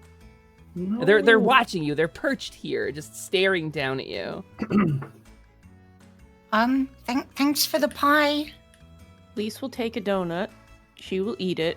They nod very And she slowly will- as you eat the donut. She will take her potions, and the 2 of them, I guess, will leave. Like, she paid for the potions. Mm. Like, gave the 20. The gold coins vanish He's- immediately. She's taking the donut for her own mental health. It's on the house as far as she's concerned for having to speak with this freaking bird. We're going to follow Reverie. Essie pays another silver for the donut. You're nicer than me. I'm just like, this is for the trouble. I want to put this on the table. A little post-game knowledge here. I wrote The Children of Oki about 12 years ago and have never gotten to play one. So, Oh hell yeah. Hell we're gonna move the camera along. Thank you for letting me open project one of them, because it was very fun. I love their name is actually Susurrus, but they can't really say that.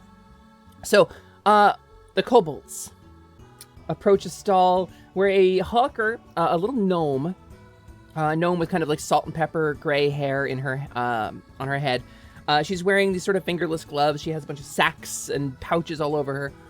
And she is crying out, "Shiny stones for sale!" Oh, you look like a discerning or a hungry, perhaps, bunch. Care for a shiny stone? Oh, they tell me these ones are especially tasty, and they pull out like a quartz, like salt rock. Kenny is staring at them. Okay, what about Show you? Show me your finest shiny. I wish to see your finest shiny. She fishes down and she produces a ruby, a finely cut ruby. In particular, it's called a dwarven heart cut, which is to say like a very square looking cut with some detailing on the side. And she kind of lays it on her hand and extends it, but like doesn't fully let it go. Of course. Kenya doesn't reach. Kenya just tiptoes to see it better. Huh. I deal in this sort of thing, up on the surface and down below as well. So, this one was discovered on an expedition down into one of the vaults some 3 months ago. This one I would let go for about, well, nothing less than a 4-digit number, of course. Of course, I just wanted to see it. Oh, window shopping. One day. What about One you? day. And she turns to Key. You're curious. I've never seen something like you before. Yes, I hear that a lot. He's just kind of looking around. I also wish to see the shiny rocks. Do you have any others? A number of them. Yes, I deal in jewels and stones. Some of them for collectors and travelers and those who need spell components, which I also have a fair selection of. And then some, and she sort of looks over at the 2 kobolds. There's 2 red-scaled kobolds here. And they're kind of just yapping at each other in Draconic, in Yip Yak, which is the kobold dialect of Draconic. They're discussing a meal that they had recently. It sounds like they ate some of the rocks from this stall.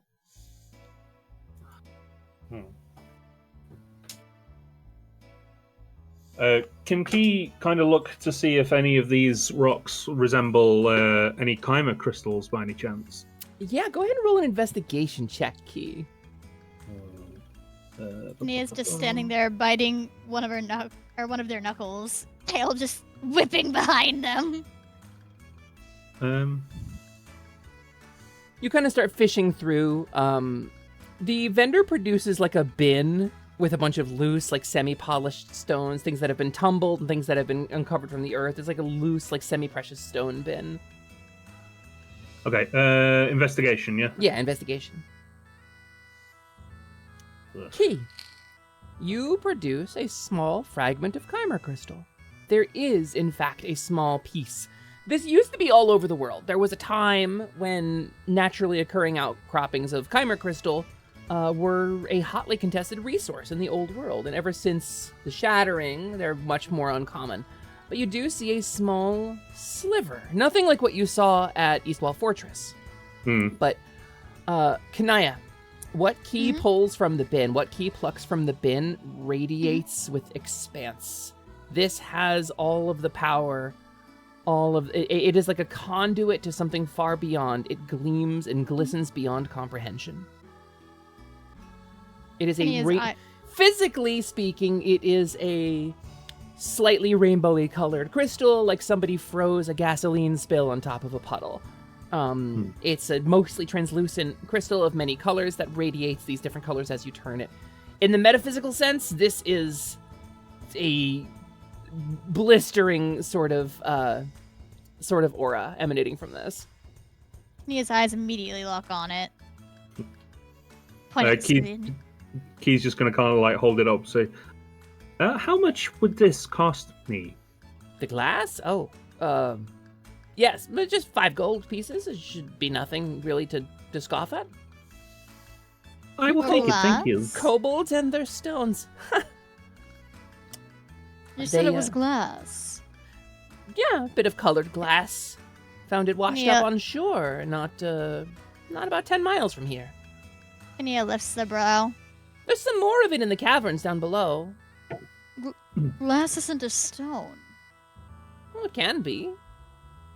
You ever heard of fulgurite?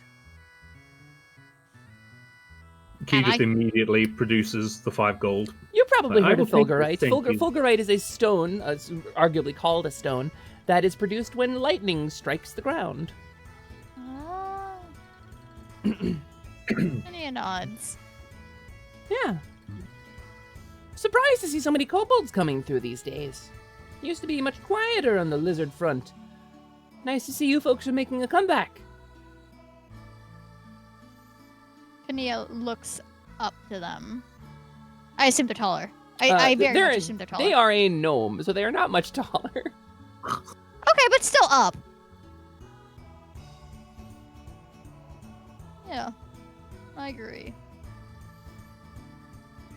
Key's just going to kind of hold up the Chimer. I assume I've bought the Chimer crystal. Yeah, you have at this point. He's going to kind of hold it up and says, Kinea, are you familiar with this crystal? Kania blinks a little bit. I don't believe I'm that familiar with it. You seem to recognize that it is more than mere shiny glass, as the vendor called it. Kania purses their lip for a second, and before giving a nonchalant shrug, well, it's got a certain quality about it. A certain shine within. Did you happen to notice during our battle in the temple that I performed a spell upon Bruka to stabilize her from the poison? Yes. I Key didn't just- see any major details, but I did. Key's just going to kind of hold up the crystal up to Kinea and just kind of say, I am unsure of the details, but I appear to be somewhat powered by this element. In the past, I have utilized the ability to produce magic several times, and it left me in a severely weakened state until I found an outcrop of this crystal, which restored me to full functionality. At the moment, I am currently 2/3 fully operational. I require more of this crystal in order to operate at maximum capacity. If we see any more, I would very much like to acquire it. I do not know if a shard of this size will be enough to restore me fully now, but perhaps I can use it to gather more information. Kania lifts their knuckle back to their chin and looks at from the gem to Key, back and forth a few times, thinking. I'm not one to understand mechanics, but I think I would agree with that assessment that this probably wouldn't be enough. I'll keep my eye out for you. I would appreciate that. Thank you. Shall we let's- see what else is here? Key, you hear a voice. Well, that's not going to be enough. And then another voice. I got what I could. And then the other one. Oh, do you require assistance? And you hear, yes, we do. There is a lot of stone out back. Bring it in. He just kind of tilts his head like erratically for a second. Shall we press on? I'm sure there are more sights to see here. Besides the rocks. Perhaps we could find the others? That is something we could do. But have you looked at the giant reptiles pulling the carts? Kania points. Still not knowing the names of whatever the hell those things are.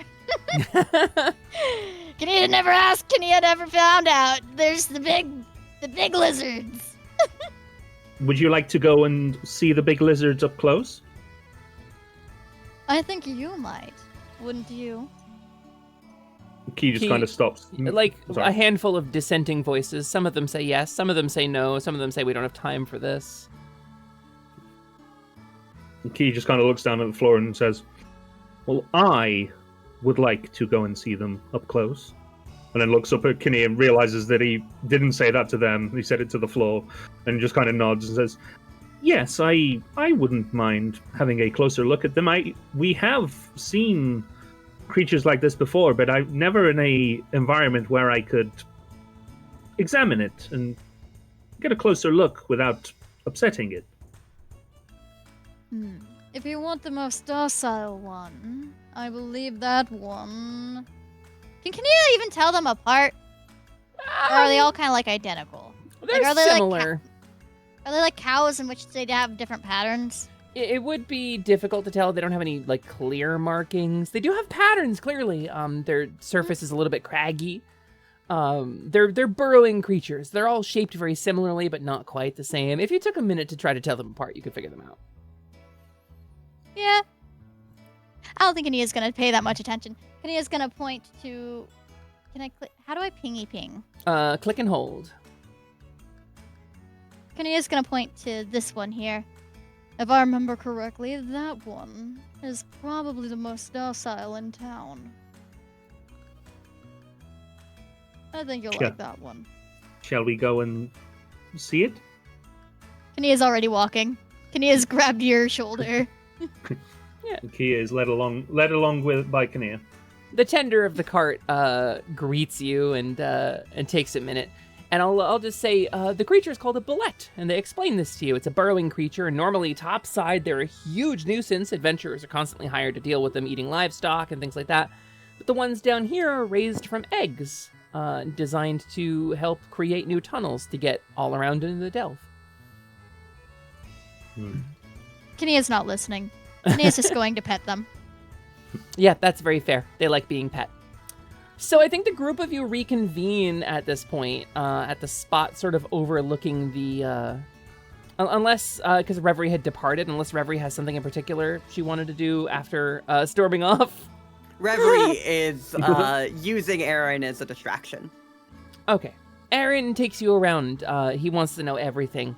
He asks you what everything is. What was up with that bird person? What are these flowers? Where do they grow? He's very curious. Every time I don't have an answer, I basically talk about all the cool things he can do to find an answer. And be like, well, when we get back, I've been practicing like reading and all that. Maybe we could go look together, right? And we can go to the library and like figure it all out, and we can write all about this, and I'm not allowed in the library unless it's a lesson time. Father thinks I could fill my head with ideas. Some ideas are harmful, I kneel down and I get real close to him and I say, well, maybe as payment for saving your life then, I want to give you a lesson or two, and we'll go in the library and then we'll look up what these big lizards are. I'd like that. Yeah, me too. I don't want to... Sorry. It's okay. You can talk to me.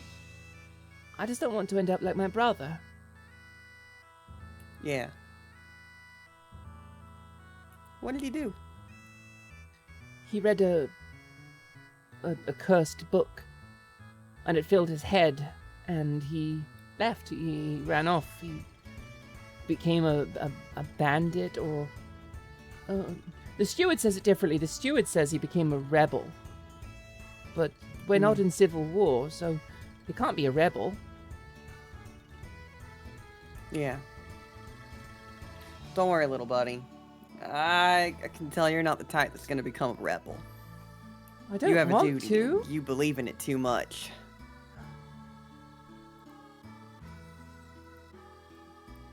You'll be okay. I think as you're saying, you'll be okay, the others make their way over. And I think the group reconvenes here. Thank you, Clicklint, for the hydrate. So you all kind of looking down at these super long lizards. They're basically like lizard centipedes. They're called behirs. They're, if you're curious, they're nasty, nasty subterranean monsters. But these ones are being kept as some kind of a livestock. They're not petable, are they? There's a dwarf kind of tending them. She sort of approaches, says, "No, they're not petable. I wouldn't. They'll bite your hand clean off. Teeth like razors." They don't exactly look friendly. No, we keep them for their eggs. They're enormous. They're quite a delicacy down below, but you can't keep them too deep because they get stronger, they grow larger the deeper they're held. So we keep them up on the surface near the burrows so they don't get too large. Nia nods. Nia wishes they could pet these damn things. Anyway, the dwarf gets back to her business. Is Reverie still like talking to? Yeah, I think Reverie has just said to Aaron, "You'll be okay." Okay. Essie's like looking over at Reverie a lot, but she's not like pulling her away from him. Eventually, Reverie catches on to this and says, "All right, buddy, you keep looking at these lizards. I'll be right back." I will. Reverie approaches Essie. Well, hey, little lady. Reverie, hi. You've been giving me the side eye all day. You want to talk? Essie kind of wanders, like, a little bit away from the rest of the group, so she's not, like, immediately in earshot of them. Well, I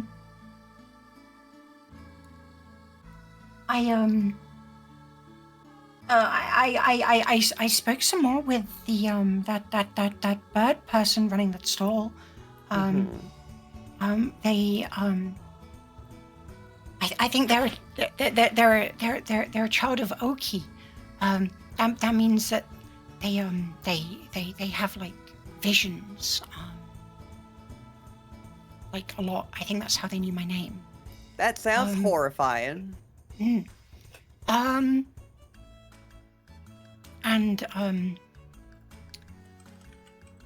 Lee's got a lot of You're gonna like these patience. Okay, but also we can talk about the fact that you've been giving me a look like you're mad at me all day long for hanging out with this kid. Oh no,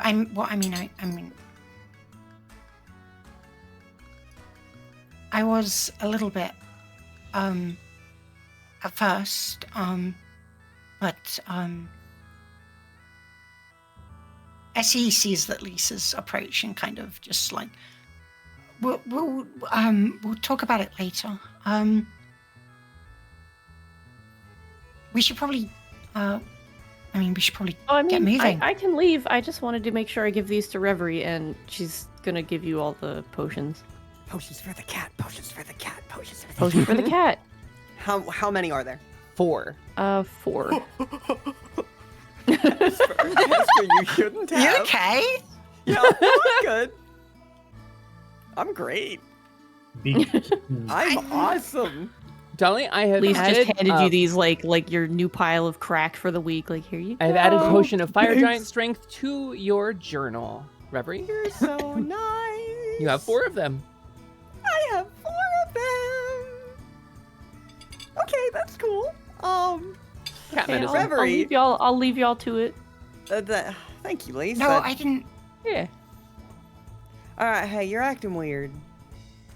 Essie now looks sad that she drove Lisa away.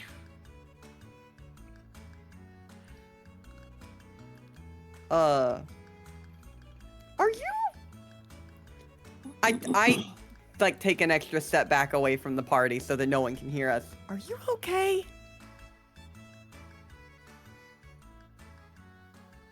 You said you heard a voice speak to you Yeah. that night, right? Yeah. I heard one. Soft, sultry. Yeah. Yeah. Just earlier on the bridge into town. Too quiet. Can't hear you. Just earlier on that bridge, just before we entered this town.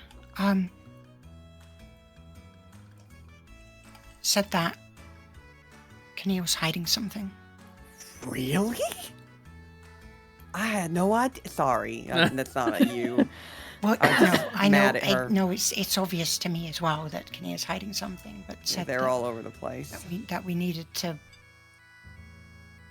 find out what it is. It said, press her further. I don't trust them. At all. I think I saw them. Oh, what they look like. I bet they were like a tiny little gnome or something. How big or tall are they? They were about 5 foot, mid 5 foot. Okay, kind of averages, right? It's funny, Kind like of. the memory sort of squirms in your mind. It's difficult to like lay any distinguishing features on them. You're confident that I described more detail when you first saw them, but all you can remember is that they were roughly humanoid, wearing a cloak and some well-worn traveling clothes.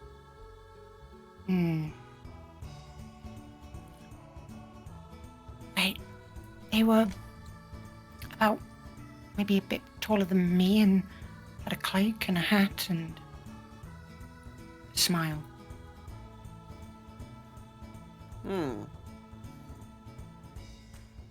You're sure it's them and not just a random person walking the market? They were looking directly at me. Okay. Well, what then? They just like vanish? I don't know. I don't know what happened. They were there and then they weren't. Uh-huh. That doesn't sound like... Well, that sounds a little bit more otherworldly than I was expecting, but I guess that's what I get. Okay, well, keep an eye out, okay? Let me know about any other, spooky wanderer type people. Right. Yeah, well, you told me, so I wanted to tell you. Thank you. Anyway, and Nessie says this kind of a little bit more loudly. Speaking of the spooky wanderers, she's gonna kind of nudge over towards what seem to be spooky wanderers right here. Yep, sure is something over there, isn't it? Yeah, one or two of them is like making their way through the marketplace, running errands, it looks like. And there is a woman dressed in dark purple. She is a dark elven woman. She has kind of a deep purple cast to her skin and hair the color of spider silk. Should we ask about that? Could be a good idea, but I have a feeling, call it a hunch. I think that's just like a necromancer thing then, isn't it? She looks something like a visiting noble, maybe. She's got a yurt set up next to her, and she's currently sitting outside of it on a chair, just kind of leafing through a book. And two of the wanderers are clearly guarding her. We could just ask about them. Yeah, I mean, we could. Oh, we could. We don't have to if you don't think we should. I just don't want anything to happen to the boy, but... maybe he can come with. Oh, it's right next to us. So. Yeah, I know. I say as I start to head over there. Hey, everybody, we're gonna go check out the obvious elephant in the room. Or I guess maybe the bulette in the room that isn't the bulette. He looks over like, is there an elephant here? No. I don't believe there is. Oh, that's a shame. I have read about them before. So Reverie, to Aaron says, "Hey, bud, we're going this way for a second. We got something to check out. You want to see some zombies?" Oh, the Guardians. Yes, I'll stay behind you. Yeah, all right, good job. And I approach. So you approach. You don't quite get that far as you start to walk across this sort of like natural stone bridge here. I fused with Kania. The skeletons step forward. Now, I should clarify for those of you who may not have seen them before. We encountered these in like session 2 or session 1. It is a skeleton, an animated skeletal warrior, but it is not like a musty old bone creature. It is detailed with gold and jewels, and its bones are intricately carved. This is a skeleton that has been prepared with care and purpose and dedication. And they are attired in a way that sort of masks their skeletal nature, like long hoods, heavy cowls, thick gloves. But those who have seen them before recognize them for what they are. They're a very specific type of skeletal warrior. And the two of them step forward with military precision, cross their pikes in front of you. Well, howdy. The woman ignores you and turns the page in her book. It's not the most peaceful thing in the world to ignore someone who just wants to say hello. She briefly looks up. One of her eyes shoots at you. She has this like deep kind of ruby cast to her eyes. And she looks back down. And then she responds after a second. On what business do you have? These little fellas you got here, you make them yourself? She closes the book. I can see you're not going to leave me alone. No, sorry. She steps forward. These creatures are my own creation, yes. Although the spell is not of my devising. They serve me well enough. One of them approaches behind you from the rest of the marketplace. You hear Aaron kind of yeeps. I pull him closer, out of the way of the thing, and I wink at the guardian, even though I know it can't respond. It's trying to return to me. Would you be so kind as to let it pass? Yeah, go ahead. It's a pass, yeah. It passes. It hands off a small pouch to her, which she kind of secrets away on her person. Reason we're asking is that we've run into things that look like this before. Have you? They were rather unfriendly. Some of Avini's work, then, out in the wild. I'm surprised. She hasn't let this spell be shown on the surface. Avini. Name I've been hearing a bit lately. Oh, a necromancer, yes. Of some Yeah. repute. So it's a spell common down here? I wouldn't say common. Who are you, precisely? My name's Lady Reverie of Eastwall Fortress. Her eyes open a little bit, and you see the barest hint of a smile. And she looks to her I'm guardians Lady Asinia. and says, "Stand down. Step away." And the skeletons disarm and depart. And she takes a step back to her chair. And she turns to her guardians and says, "Fetch some accoutrement, please. Chairs. Bring the divan out of the yurt, please. And I will take some tea for me and my guests." I wish you had led with that. A proper introduction is a very helpful tool, even down here. I am Lady Asali. I was uncertain of your demeanor ahead of time.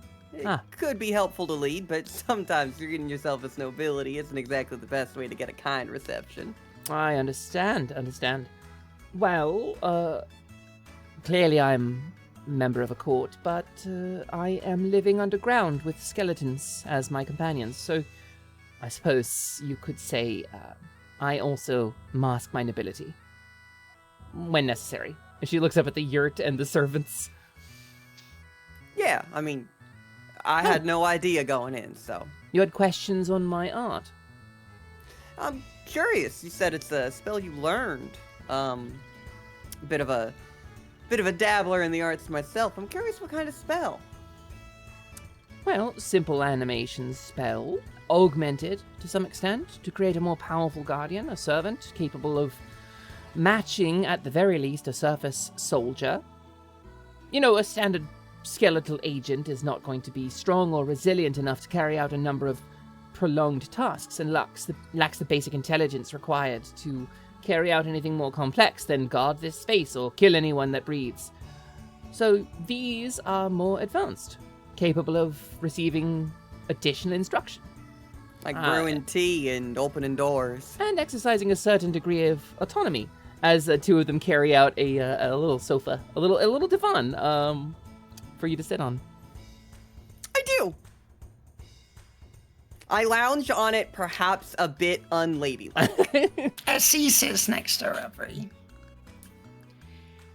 So, I hope that answers your question. I have one of my own, if you'd be so kind. By all means. The ladies of Eastwall Fortress. Tell me, what have you done with the legendary beast that dwelt there? Have you tamed it in some way? I pinch the cuff of my cloak, which has the fur lining on it. Dispatched. I see. Well, it's not every day a lady takes over a keep and has the practical skills to back it up defending it. I'm impressed. I didn't walk in with a retinue. That came later.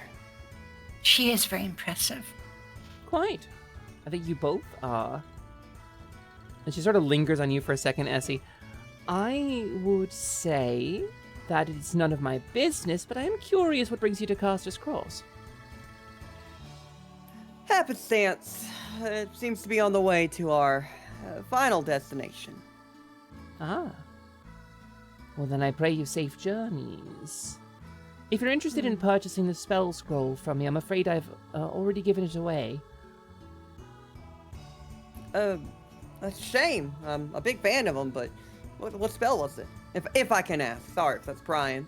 Oh, no, it's a variant of the spell colloquially referred to as animate dead. To resurrect an undead guardian is no small feat, obviously, but these are of a higher caliber. Who was the purchaser of the spell? I was. I purchased it. You... you're the one. Yes, I am the spellcaster. I'm something of a magician myself. Right. Well... So why are you here? Well, the sort of work I do isn't particularly friendly with the way that they run society on the surface. So, I keep my research down here. The resources I need, materials I need for my work are present. I have easy access to those who would support my work with their efforts. The society is more bearable, I suppose. If I have to do one more sunny gala in Blanchette, I'm going to kill myself. That's actually kind of the destination of choice for the rest of us here. Any tips? Oh, Blanchette! Yeah. The Feast of First Breaking, I imagine. Yep. Right, Oh. we've been invited. You must be overjoyed. Your first Feast of Breaking. Yeah. Yes, well... Will you be in attendance? Oh, no, gods, no. It's dreadful. Yeah, It's it sounds deeply boring. dreadful. Oh. Any tips? Tips? Oh, if you can't kill someone, try to get them to shut up another way. And if you stick to the gardens, you will be relatively unbothered. That is good advice. Oh, and don't take any drink Ramford offers you. Noted. My Noted. face scrunches up a little bit. You look like you have taste, is what I mean. I look at Essie. Yeah, I do. As he blushes a little bit. She's gonna roll a die here real quick. Okay, yeah. Her eyes cast over Reverie and Essie, and then Kanaya, and then they rest on Aaron. And she squints for a second. And she leans into you, Reverie.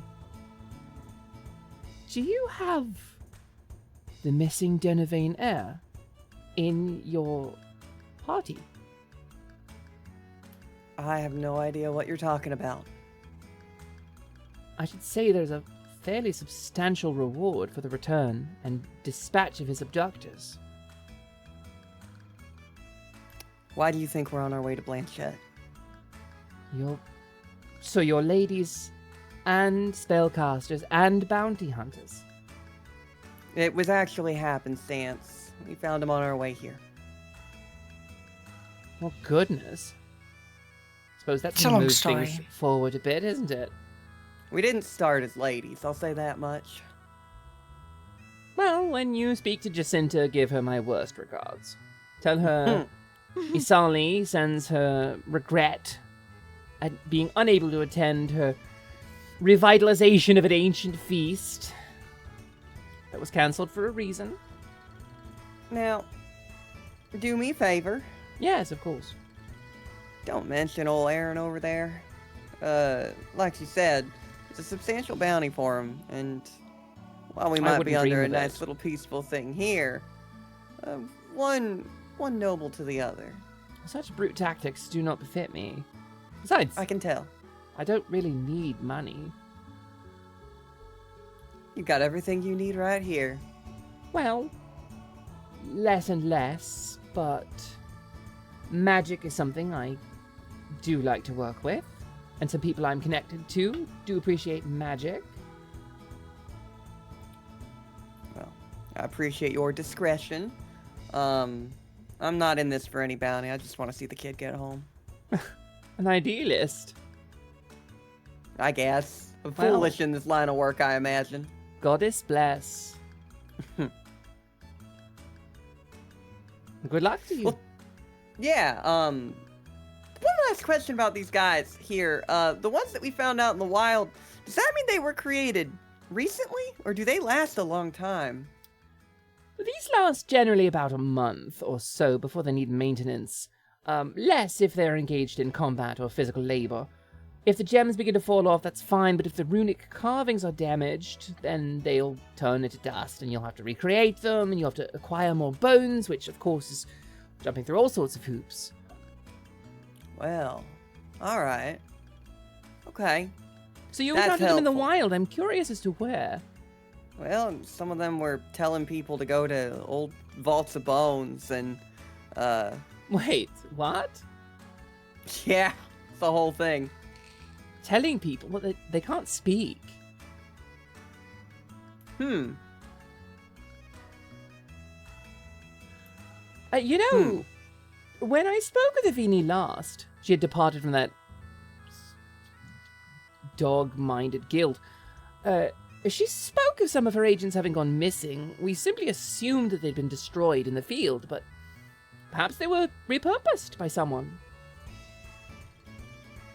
That is rather helpful, thank you. Yes, of course. I'll leave you to your book, but thank you for your time and for your courtesy. I take a sip of the tea, and I try to hide it, but this is now the first sip of tea that Reverie has ever had in her entire life. And it's so weird tea, too. She This is makes like a face like a cat. It's a that moss just like tea. a cat that just like sniffed a banana and doesn't like it, and so her eyes sort of squint a little bit and her head holds back and she puts the cup down. That was delicious, thank you. Of course, take the pot if you like. Yeah, I think perhaps I will stick with my water, but thank you.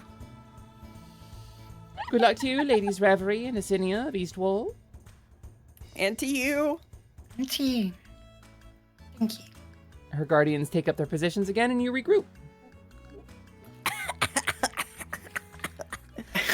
Rev, are you okay? What was that? Was it poison? Am I dying? Yeah, that looked like tea. Ugh. Why do people drink it? I don't know. I'm under the impression that was not good tea, Reverie. We'll get you good tea. Like, Lisa's almost insulted. She likes tea. I never liked putting leaves in water. This makes you sick. It's not good. It ain't right. We'll get you the right leaves. It's okay. It's okay. Drink it while it's hot. The searing pain will mask the taste. And he is looking back at the teapot. I should have gotten myself a cup.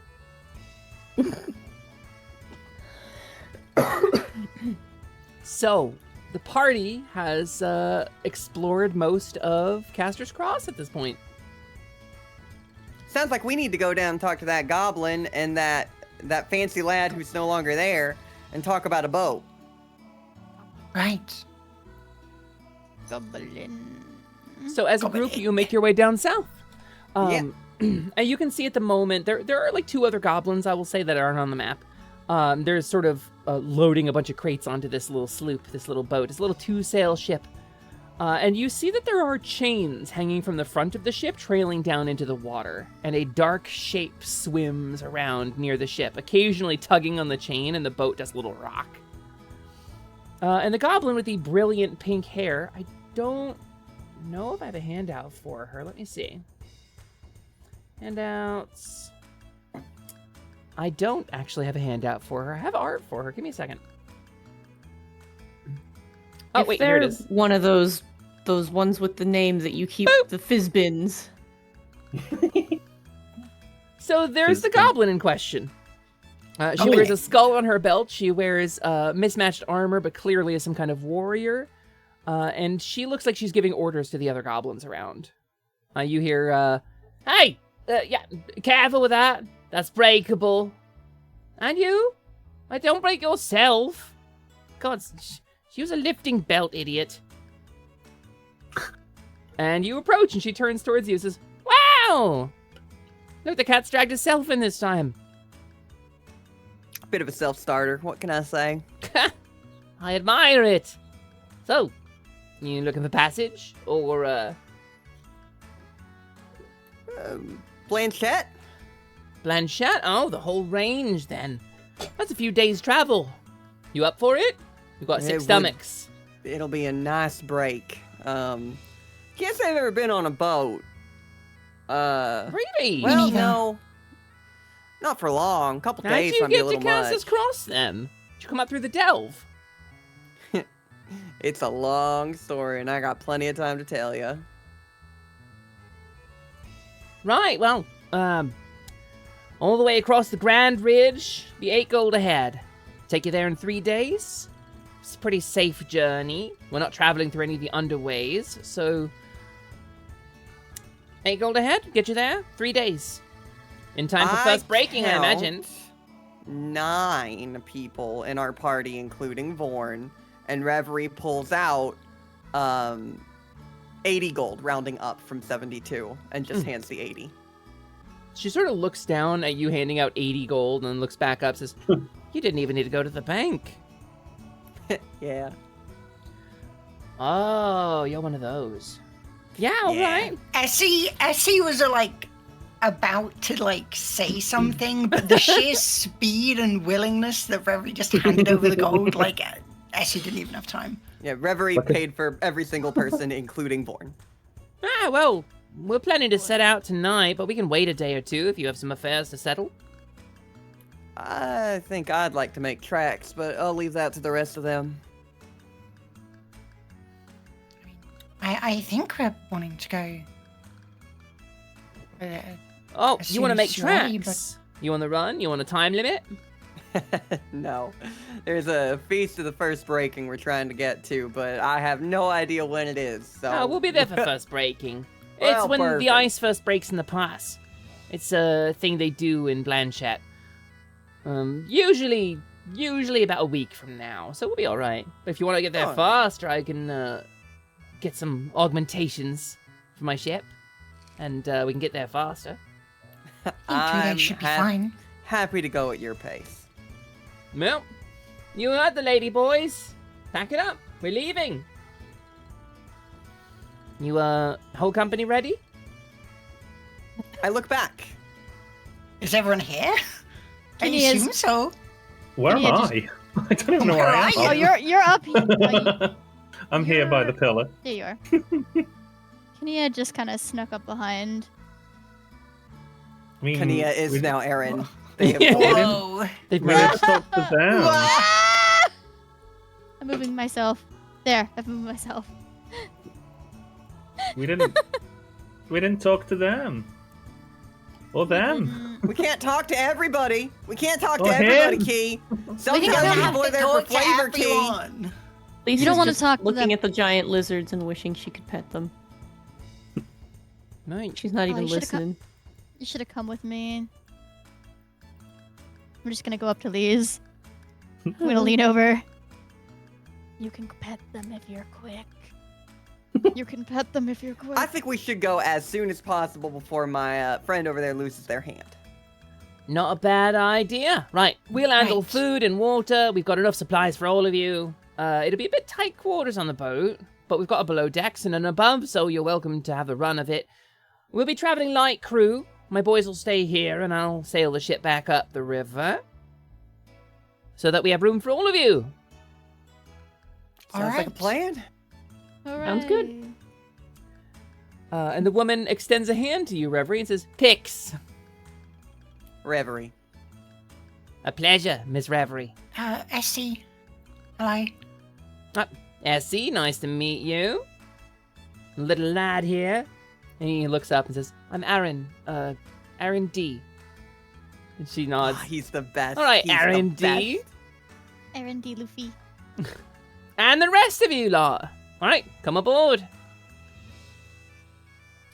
And Pix pulls the ship into a little bit closer. You have to wade through about knee-deep water to get on. And there is enough room for everybody. Well, maybe the other people do. Mostly standing room only. But Tali and Celeste step back. And Batali says, now that we're in safety, I think we will take our own way home. If you're alright with that. That's up to y'all. I'm glad we could help you. Please don't get caught by any FOMOR. It looks a little sheepish. I do not care for small spaces. Celeste sort of puts her hand on him. Yeah, it sucks. I'm not looking forward to it. It's fair and valid. Until we meet again. Batali and Celeste hand you back enough gold to pay, but then Pix steps up and says, "Oh, they're not coming. Hey, Rox, give them back the gold for those two. Keep it. I run a fair business, Miss Reverie. It's a tip. Well, Thank you for offering the gold back. As you will take the gold back. No, give us the nice ration. Look. I snagged the gold back. Look, I was a working woman my whole upbringing, and I watched my parents struggle to put food on the table. I have excess. I go to places other people can't go, and I get this stuff from places people won't get it from. I have too much. Please take it. She sort of blinks, looks down, looks up. Understood. Thank you. Hey, Rex, bring the wine. The goblin looks like really despondent. She's like, come on. And he brings over a big clay jug. Says, it's going to be tight quarters, but at least we'll have some nice company, eh? There we are. That's what I'm talking about. And the group of you pile onto this little boat. About a minute later, the two goblins who are helping her load kind of throw everything that they have, and they cast off the ropes. And Pick starts fiddling with the ropes and says, watch out for the boom. If you're on the front of the ship, it's going to swing back and forth, clobber you in the head, kill you, break your neck. Stay near the rear if you're not sure. If we hit turbulent waters, just hold on for your life, because the river flows east to west. Even if we break the ship, you'll wash up in Blanchette. Trip's harder on the other way. And with that, she steps up onto the bow, and she pulls out a tiny little whistle, and she blows it. And it doesn't make a sound, although I will say I think Reverie can probably hear it. Yeah. And you see the water in front of the ship begin to churn. My ears do the little airplane motion that cats do when they hear something. Yeah. The water in front of the ship begins to churn, and the chains grow suddenly taut, and the ship jerks as it begins to pull itself out of harbor.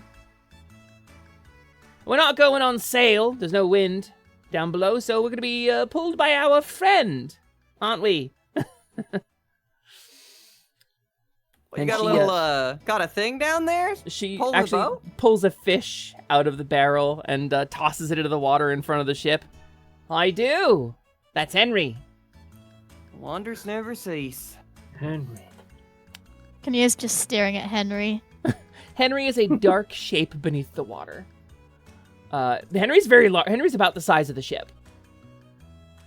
Maybe trailing tentacles, you think? It's difficult to say. But Henry is pulling the ship pretty quickly. I would die for Henry. Good job, Henry. Make good time. You can feel the wind in your hair. The ship is moving fast enough and smooth enough across this placid water, along with the flow of the water. It's crystal clear, and it's very dark. But Pix makes her way around the ship, kind of climbing in the rigging. She spends most of her time up in the sails and the ropes that sort of like manage the sails. And she lights a couple little fairy lanterns that cast dim light. They come in different colors. It's kind of a comfortable travel. You've hired a professional, clearly. And as the ship glides across the water, you have 2 full days in slightly cramped quarters, where you kind of have to stretch your muscles in shifts like a really long airplane flight. It is unpleasant for sure.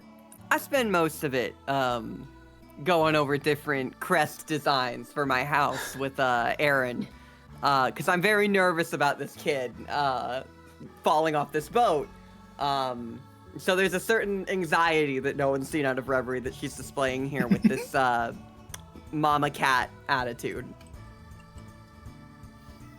Amazing. Can we make that cloak at some point too? I think you probably can't craft stuff on this cramped boat. I am currently That's fair. playing with a fine bit of fabric, making something kobold size. So it'll be something we have to do in Blanchette. Fair enough. Yeah. I imagine Kenya's found a way to like climb up on like sort of the side railing and sit and dangle their feet over the edge. Yeah, you're free to do so. There's nobody else on the ship but Pix. Woohoo! Have I met Pix before? Are we acquainted since I've been here? You're aware of Pix's full name, which is Pixie Biter. Badass. You've probably met once or twice.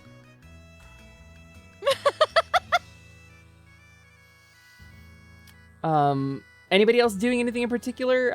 At large scale crafting you won't be able to do. Lise, I'll say if you really want to like start making that cloak, you can start doing like some small work, some stitching and some cutting, but you'll need to have more open space to actually like conclude the craft. Yeah, she'll do what prep she can. Awesome. Astra, for her part, just takes off her armor and tries to sleep for the whole journey. She's clearly very seasick.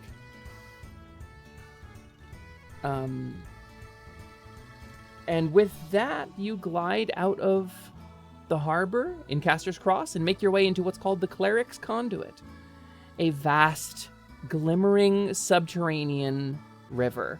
It's basically a lake that flows.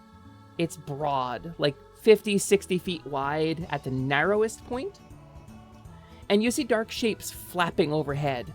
And the ceiling kind of glints reflectively. There are little pinpoints of light that catch the light from the lights on the ship and kind of send it back to you like a star escape. It's quiet. Every once in a while, Pix will sing a little song to herself, a sort of sailing song while she's going. And she occupies herself. She does a pretty good job of not being in the way and just managing the ship. And it doesn't take much. You are flowing with the current. And Henry doesn't need to pull very much. Once the kind of ship gets going, it just sort of keeps going. And as you glide quietly through this glimmering underground corridor, time passes. And before long, you find yourself emerging from a cave. The ocean spreads out before you, and by the ocean, I mean the Western Sea. The Western Sea to the northwest of Robben, where you started the game, falls infinitely into space. And thanks to the magic of the barrier, the water draws back up and refills. They wanted to maintain the Western Sea. And from where you are down below. You can actually see the hills to the south that lead up towards where we started this game, Robben. You see tall, deciduous trees, things blossoming in the spring, grassy kind of rolling fields, and rocky, harsh mountains fading behind you. And after about 3 hours of sailing under the sunlight in fresh air, Pix says it's time to depart. So you take your things and you set out north for Blanchette, which is on the northern border of the world. If you wanted to here, you could turn south and we could go full circle. You end up back in Robben after about probably a day of travel. But you're much closer to the north. I don't think any of us wants to go there. Yeah, many of you are still wanted in Robben. Oh, yeah. No. But along the way to Before, Blanchette, it's fine. Key, the whispers grow ever louder. And you reach a point, Key, where they never fall silent. Something is wrong. And they're just making commentary, as if they were seeing what you see and unaware of your existence. Or sometimes they speak to you as if you're one of them. Or sometimes they speak to you as if they're you. There's a strange sort of crossover in your head, and it doesn't make any sense. And ahead of you, Key, maybe stumbling, maybe dragging a little, everyone can tell that Key is not doing well. Key, at one point, as you're traveling north to Blanchette, pushes out of the group and crashes into the forest. And you find he has broken into a run, a full sprint, and you pursue, probably calling for him, And Key leads you after about 10 minutes to a clearing. There is a little knot of a hill. Twisted trees kind of coil up around it, and thick brambles form an almost impenetrable barrier, but Key has found the way through with familiarity and grace. And in the center of this little knothole hill, there rises what used to be a tall, strong stone tower, like a wizard's tower. The bushes around the outside have overgrown, vines have climbed up the sides of it, and only maybe 2 floors of it remain. The rest of it has clearly collapsed in.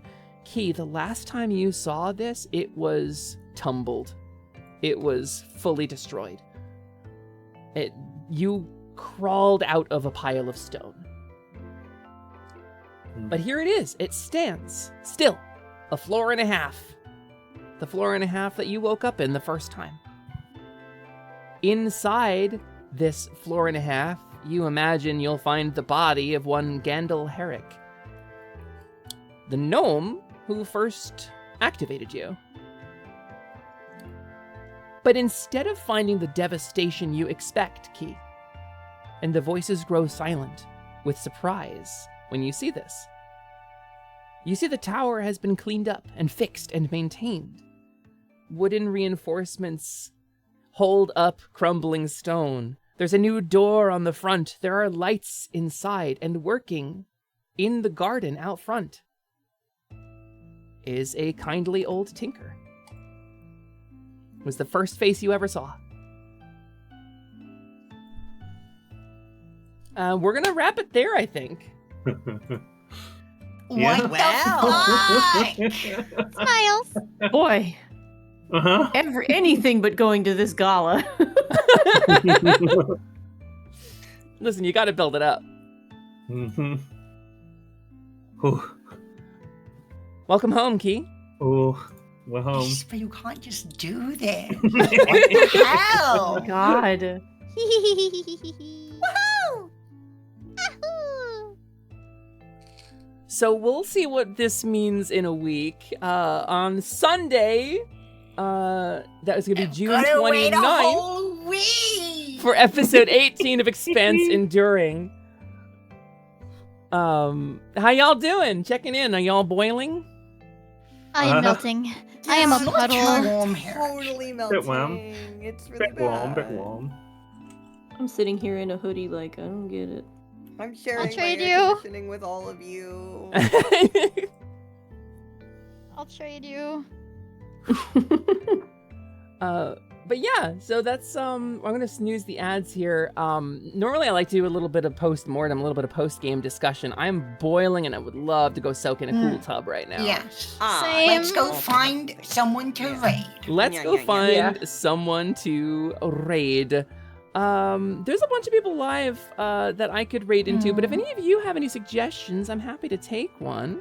I have my just gonna- my sidebar of followed channels is like almost entirely full of live people. Mhm. There's so many people. I have perhaps suggestion. Yeah? I don't know if you know who Xenos Breed is, but Xenos, Xenos. debuted a model today. Oh, really? I'd love to drop in on a debut. That sounds rad. Can you type their Did Dolly name in get like super the side quiet? chat? Is I it just will- me? I will give A you the little. link. Me? Super quiet? Yeah, I Just a cannot little. hear you at all. That's I can hear. weird. Yeah. Here Yes. is a link to their channel. SCM Reverie, I put something in the Discord you might appreciate. Yeah, that's baby. Literally. What the hell, Scott? I will leave that to you guys to show on your stream. Scott did Oh, an yes. amazing piece of art, but I've already Well- fired off the raid. So. Too late. You'll have to wait Okay. till next week to see it. Like it won't be do in we have a Discord. raid message? Expanse Enduring Raid? Expanse Enduring raid. I mean, you. Melting you. Melting you. sounds good to me. Thank you everybody for coming. I know the vibes are a little different today. It's just because I'm trying to stay cool. That's been fine. I maybe will push my stream tomorrow to a little bit later, but we're gonna continue the unofficial fairython. Thank you for coming to day 9 of my streaming every day. Gonna Please find don't kill some way yourself to streaming. do it. Yeah, it's gonna be hot, so I just don't want to cancel the fairython. I'm having fun. Someone's got to stream every day while I'm not. Someone's gonna stream every day while she's not. Oh my god. Please, your health, all of you. Jesus. Thank you very much, everybody, for Literally. being here. We're gonna drop in on Xenos Breed, who I have not met, but my friends vouch for, and that means they are an amazing Xenos person. is awesome. Xenos. Yeah. Understood. Well, thank you so much for coming, and I will see you all Expanse next time. Yeah! Yeah! Fucking expanse enduring you. Monsters, you.